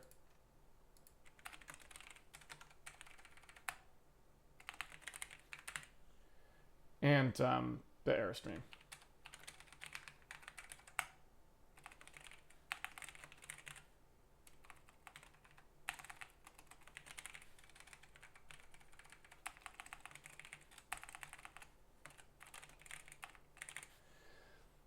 Source file base name, for some reason I skipped, so I'm gonna just say like, you know, source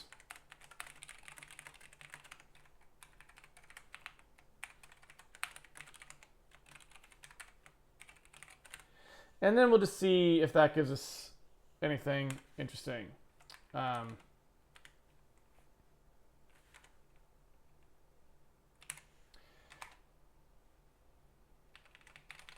I don't know why assets is being passed there because it doesn't actually do anything. So that should really just do that. And it should just take the asset file.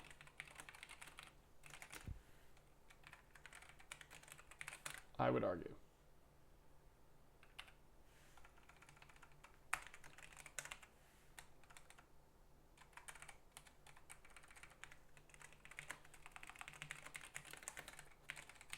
And that is about all there is to it. Layout, asset file, temp arena,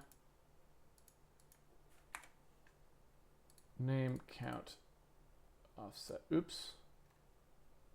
Those are backwards.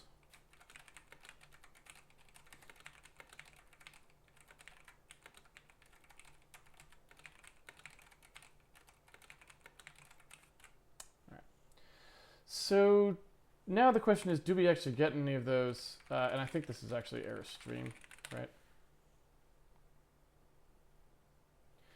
right? Does any of it work? You know? And I have no idea. Ooh, why are we getting a...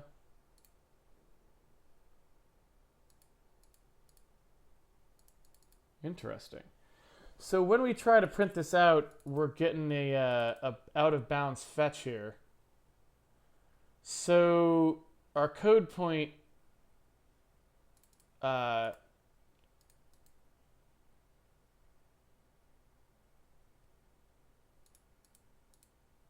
code point's reading out of bounds, but that shouldn't really be possible, right? So the bitmap ID in this case should have come back. When we say get bitmap for glyph, if it comes back out of bounds, it should still work, right? I can see what's happening there. It's just hitting the new line. But that shouldn't cause an assertion, really, unless maybe it's just trying to tell us that we were trying to draw something that was out of bounds, which could be true. I'm going to go ahead and, since it's a reliable run, I'm going to let it give me the error in debug mode so I can just double check it myself.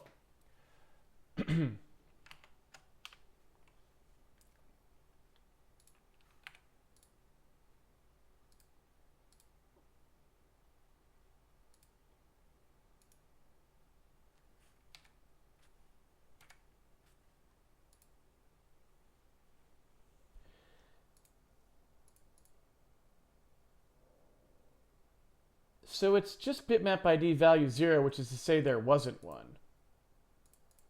So really, this is just garbage because it was supposed to allow you to do that, right? So that was just us kind of screwing up that port. That was not really what was supposed to happen. So when you get the bitmap info here, I'm going to allow it to do that because that's so you're supposed to be able to get the invalid ones too.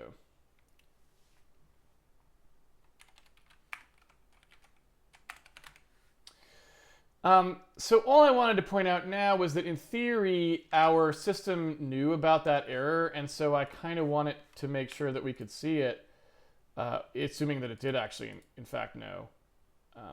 And so you can see here we've got the source file. We don't have names or descriptions, and we have who the author was correctly set. You can see here that like for some of these, it's telling us the error. Tile 02 extends into bottom 8 pixel border. That's what that was right there. And apparently it thinks that that's true of this as well.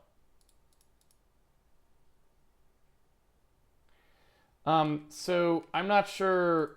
That file just must all be aligned wrong, basically. And so that's fine. We probably want to highlight things that have an error stream. When they get drawn, they get highlighted, So in here, you can see we're getting like texture transfer problems there. Or load problem, something is going wrong. It's not that the file is bad, because if we run it again, we don't get that, right?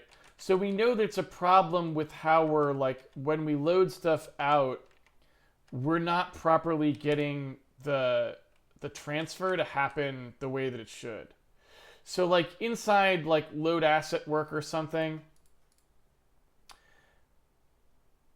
when we're actually doing this complete texture op, like either the texture transfer is not actually waiting for us to have actually finished. You know what I mean? Or we're doing something else stupid there. But, that something along those lines, it's like an unpredictable failure is occurring, and so we have to get that solved. You know what I mean? So yeah, let me double check that there's nothing weird going on in there, because I feel like that could easily just be if we screwed up the loop in here so that like we didn't properly, don't properly stop the texture transfer somehow, or I don't know. But it looks pretty good, right? So these should be set to pending load.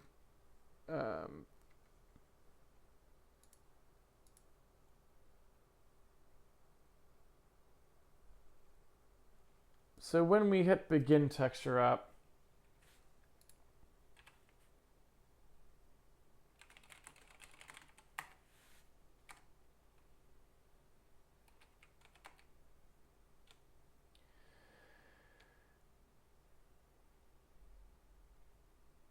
oh, well, okay. I mean, yeah, so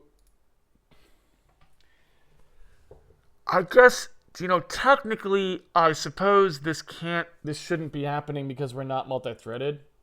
So this probably isn't the bug, but otherwise it would have been the bug, right? You can see it right here. We increment the op count before setting the pending load flag.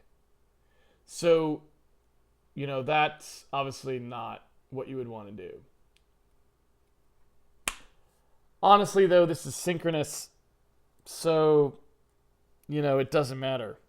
That isn't the bug. I'm too used to looking at things multi-threaded. I'm like, oh god, this has all these bugs. But like, yeah, it's not multi-threaded. We only run multi-threaded for like our lighting computations and the deferred loading. So that's actually fine. You know, it'll get set to pending load before anyone could possibly have taken a look at it. Uh,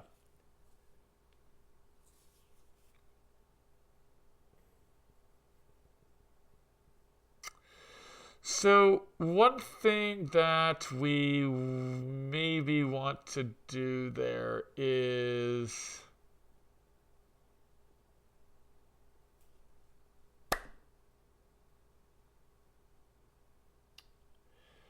maybe we want to clear the memory here just so I can see whether this is an overwrite problem or whether it's a not filled yet problem. So when we get the transfer memory here, I'm just going to do real quickly like a memset basically. I'm just going to say, look, for the entirety of this thing, however much, you know, the size that you requested, right? Or maybe I'll just do it like here. For that whole thing, set that to something known, like maybe just 0, or maybe full white, you know, or something like that. And, you know, that way we'll see solid white in any case where, and I don't know if data may not be a U8 there. Yeah.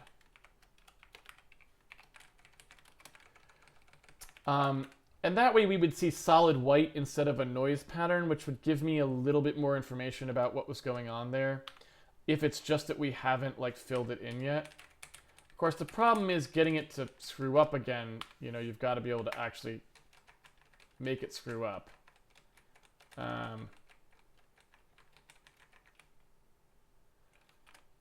Which at the moment it doesn't seem to want to do.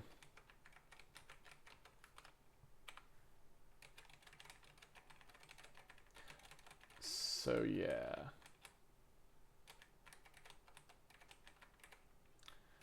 Maybe not.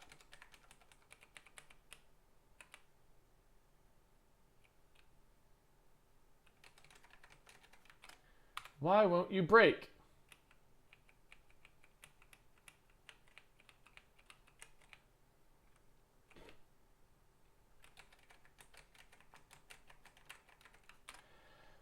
Well, that's not great because I kind of wanted to debug that, but I guess we'll have to wait for a better repro case.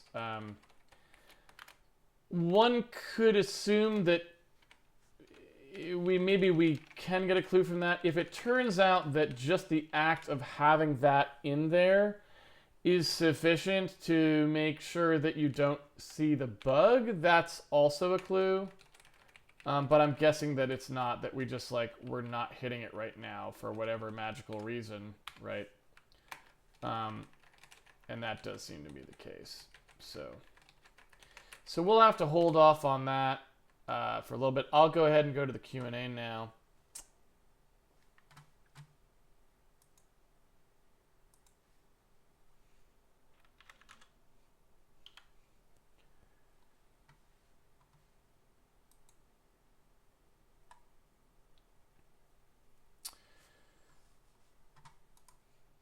And we will take it from there.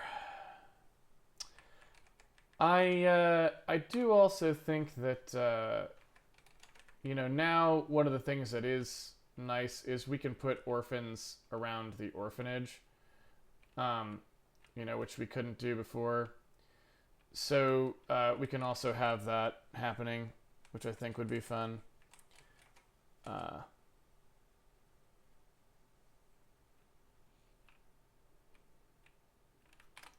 And you know, that's pretty easy, right? Because it's just it's exactly the same as add cat. You know, it's we don't really have to do anything to put in those things.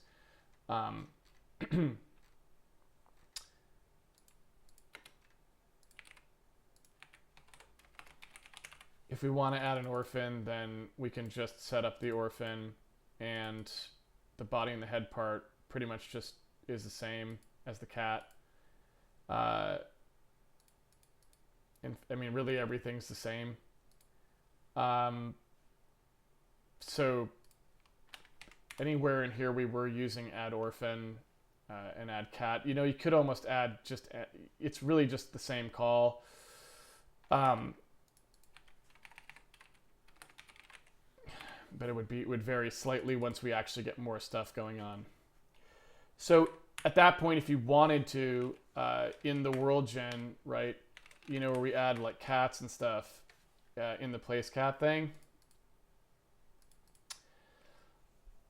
like,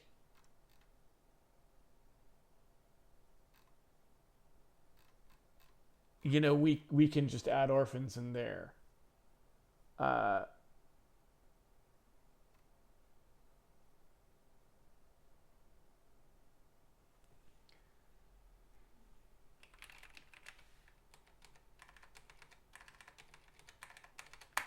And I don't really know how we want to do that exactly, but you know, if you just did this,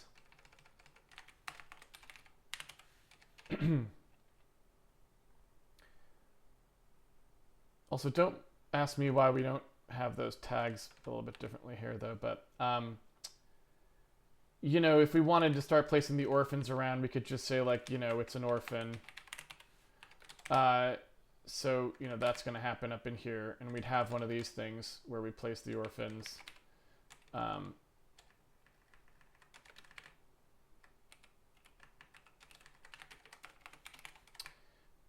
And we'd have gen options for orphans. And really nothing happens special in here because we want to do more stuff eventually, but for the moment we just like place some orphans. So in here we'd say like, all right, let's just place some orphans here. So for example, Laird will go in. And that's it. You know what I mean? And since we know that orphans are individuals, in a sense, we could just roll that in there directly. Where we just say, yeah, like whoever that is,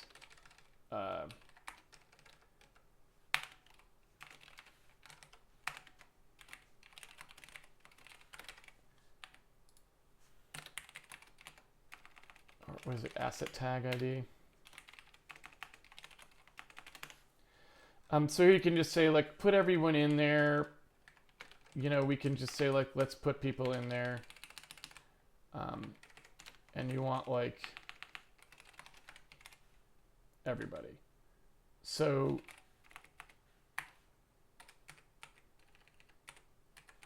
here's all the orphans.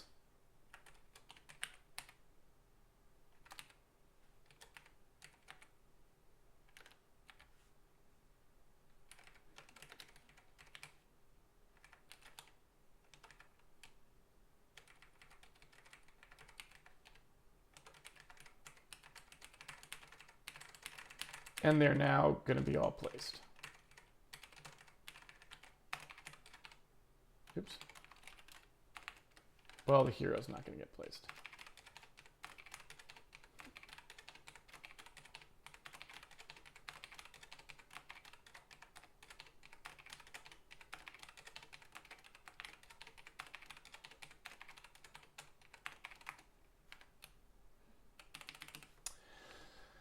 We need to set up some other tags as well, but you know, that's the basic idea. And so when we're creating things here where we iterate over options, you know, you can see here that there'd be options in these things for the various orphans.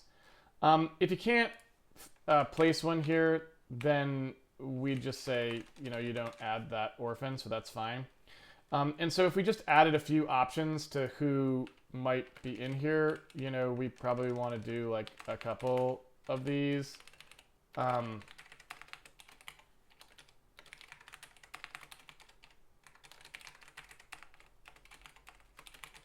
all of these can have an orphan and a cat, probably.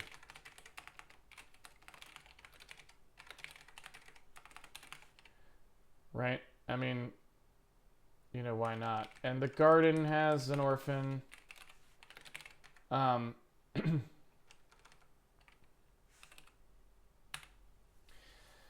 So I don't know.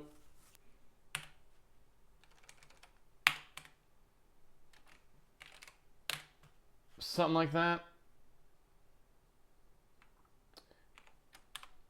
And then you would have like orphans around the orphanage, which is what you would expect, because it's would be kind of dumb if it was an orphanage that had no orphanage, right? And right now we don't do any work to place the entities in the rooms; they just stack up at the bottom. But hey, like at least the orphans are in there now, and so you know we can go like align them properly and stuff if we want to. But at least it starts to be a little bit more gamey. Like we can place people around there, and who knows what the orphans are doing. Probably want to give them some agency so they can hop around and do stuff. But, you know, now any room you go in will probably have an orphan in it. Or something. Oh, I think there's an orphan blocking our path out there. We're going to have to re-enable the debug camera so we can see. But I believe there's an orphan blocking our exit.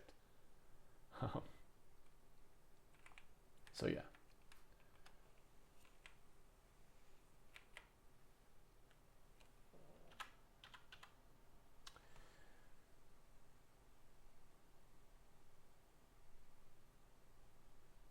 Let's see what we are talking about here. Are you going to create a level editor? No, the game's entirely procedural, so we will be doing level editing in terms of code. Everything that we generate has to be able to be programmed in some kind of like a logical way of creating it, if that makes sense. Also, by the way, the lighting bounds are just driving me nuts, so I'm going to hack those for a second. We'll fix them later.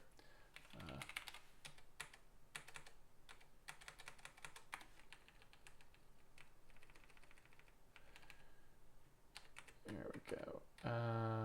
Lighting bounds. So yeah, like...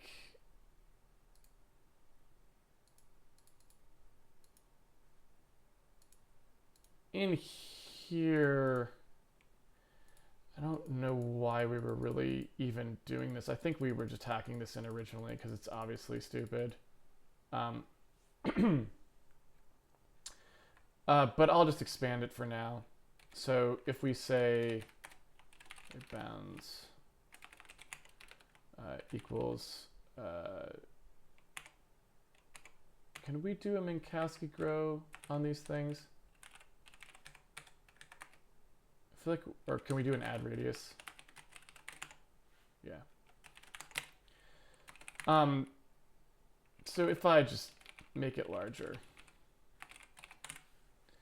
can I avoid having that horrible, weird looking stuff? Yeah.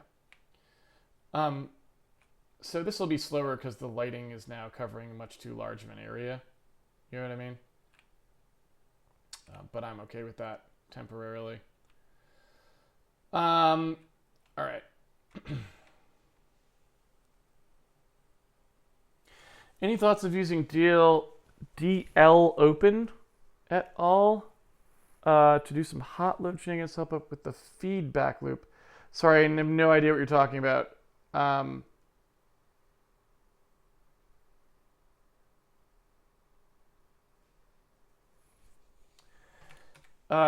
We already do hot load everything. So if you want to, you can just hot load code all the time. That's what I did with the lighting bounds just then. I mean, I don't know if you noticed it, but we didn't restart the game.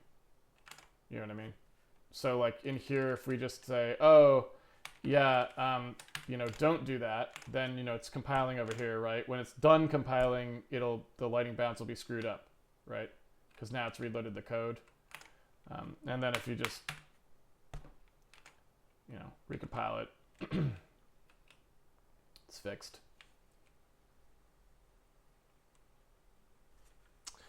How does the back buffer work when you resize the window? Do you create a new back buffer matching the window size when the window is resized? No. At the moment, we actually start up the game in some specific resolution that we want. And we scale that to the window size afterward. And that will probably remain the way we do it later, although we may occasionally change the back buffer size. The reason we don't want to change the back buffer size every time, just to fit the window, is because we may like only run fast enough at like 1080p or something. And then if they have like a 4K display, we don't want to just run really slowly and be on 4K. We want to run like 1080p and then stretch. You know what I mean? So we want the back buffer to not really be in sync with the window size, except potentially very loosely, if that makes sense. And so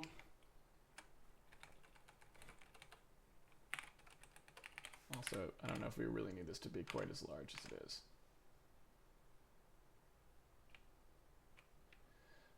So maybe like...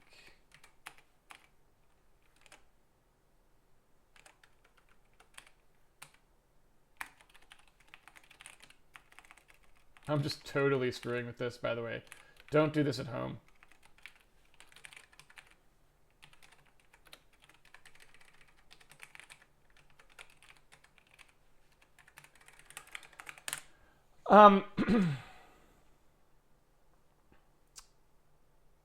Yeah.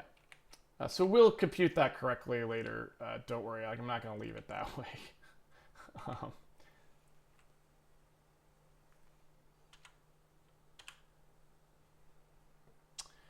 Quick question, what exactly is there between a temp arena and a frame arena? Does the temp arena get collected at a subframe? Yeah, like, I don't really want to do what we did there.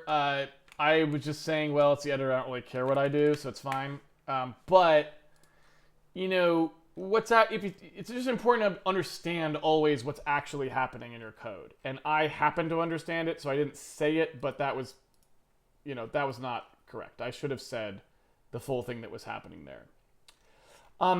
So when you're in the in-game editor, right, and you might have some things that are variably sized and you want them to just work. I don't really like allocating and deleting things. I feel like it leads to inefficient code, and it also encourages a lot of busy work and error-prone stuff. And so, I don't really like garbage collection. I don't really like new and delete. So I prefer to just have arenas, and I shove everything into like one of 2 or 3 arenas, and they get cleared at certain times. Now, one of the things that we don't have in Handmade Hero, but that I would like, and like in my own code bases I have, and I just never really did it here, was the concept that there's sort of temporary arena that just you can always use. You don't have to have one, you just have a temporary arena always. What happens if you just create a memory arena uninitialized in the middle of the code is the first time someone goes to use it, it will actually just allocate, it will call virtual alloc to get some space right then. Use it, and then at the end, when I clear it, it just wipes everything away that it did. But the reason that's not that efficient is because I don't really need to thunk down to virtual alloc, right? So what I should have done here that's a way better way to do exactly the same thing and really isn't any more difficult, I just didn't do it, is that in here you've got this frame arena. You know what I mean? And so I could have just used the frame arena and stuck a temp block around it, right? So if I had just done like temporary memory, like begin temporary, you know what I mean? Here, and said like frame arena, or anything else, just temp arena, it would have worked.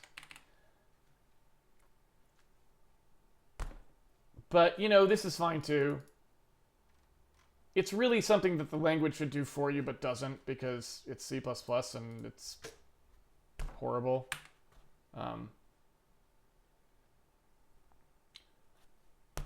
What are you gonna do?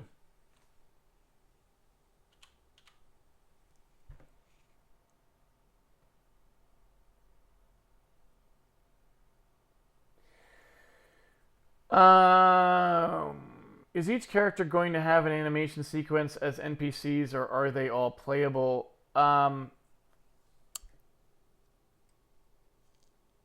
So they're all playable in a sense, like, meaning if you want to switch characters, you can, I think. So, like, if I go up to one of these characters here, like there'll be a way to just like talk to them and switch, and then I'll like hop. They'll like do a switch, and then you're playing the other character, right? And so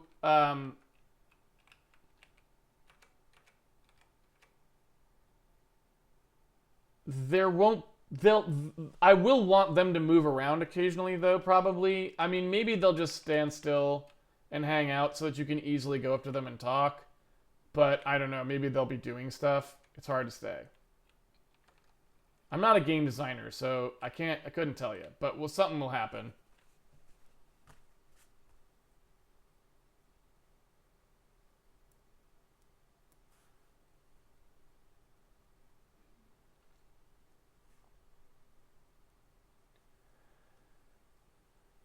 Petition to rename the baby. All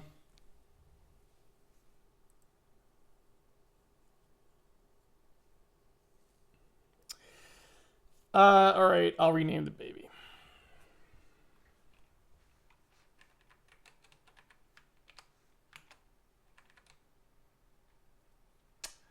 The baby's name can be Gramps.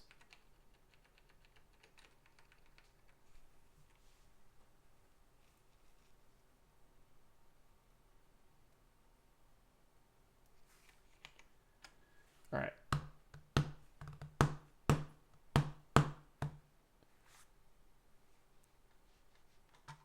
Looks like the stream has ended.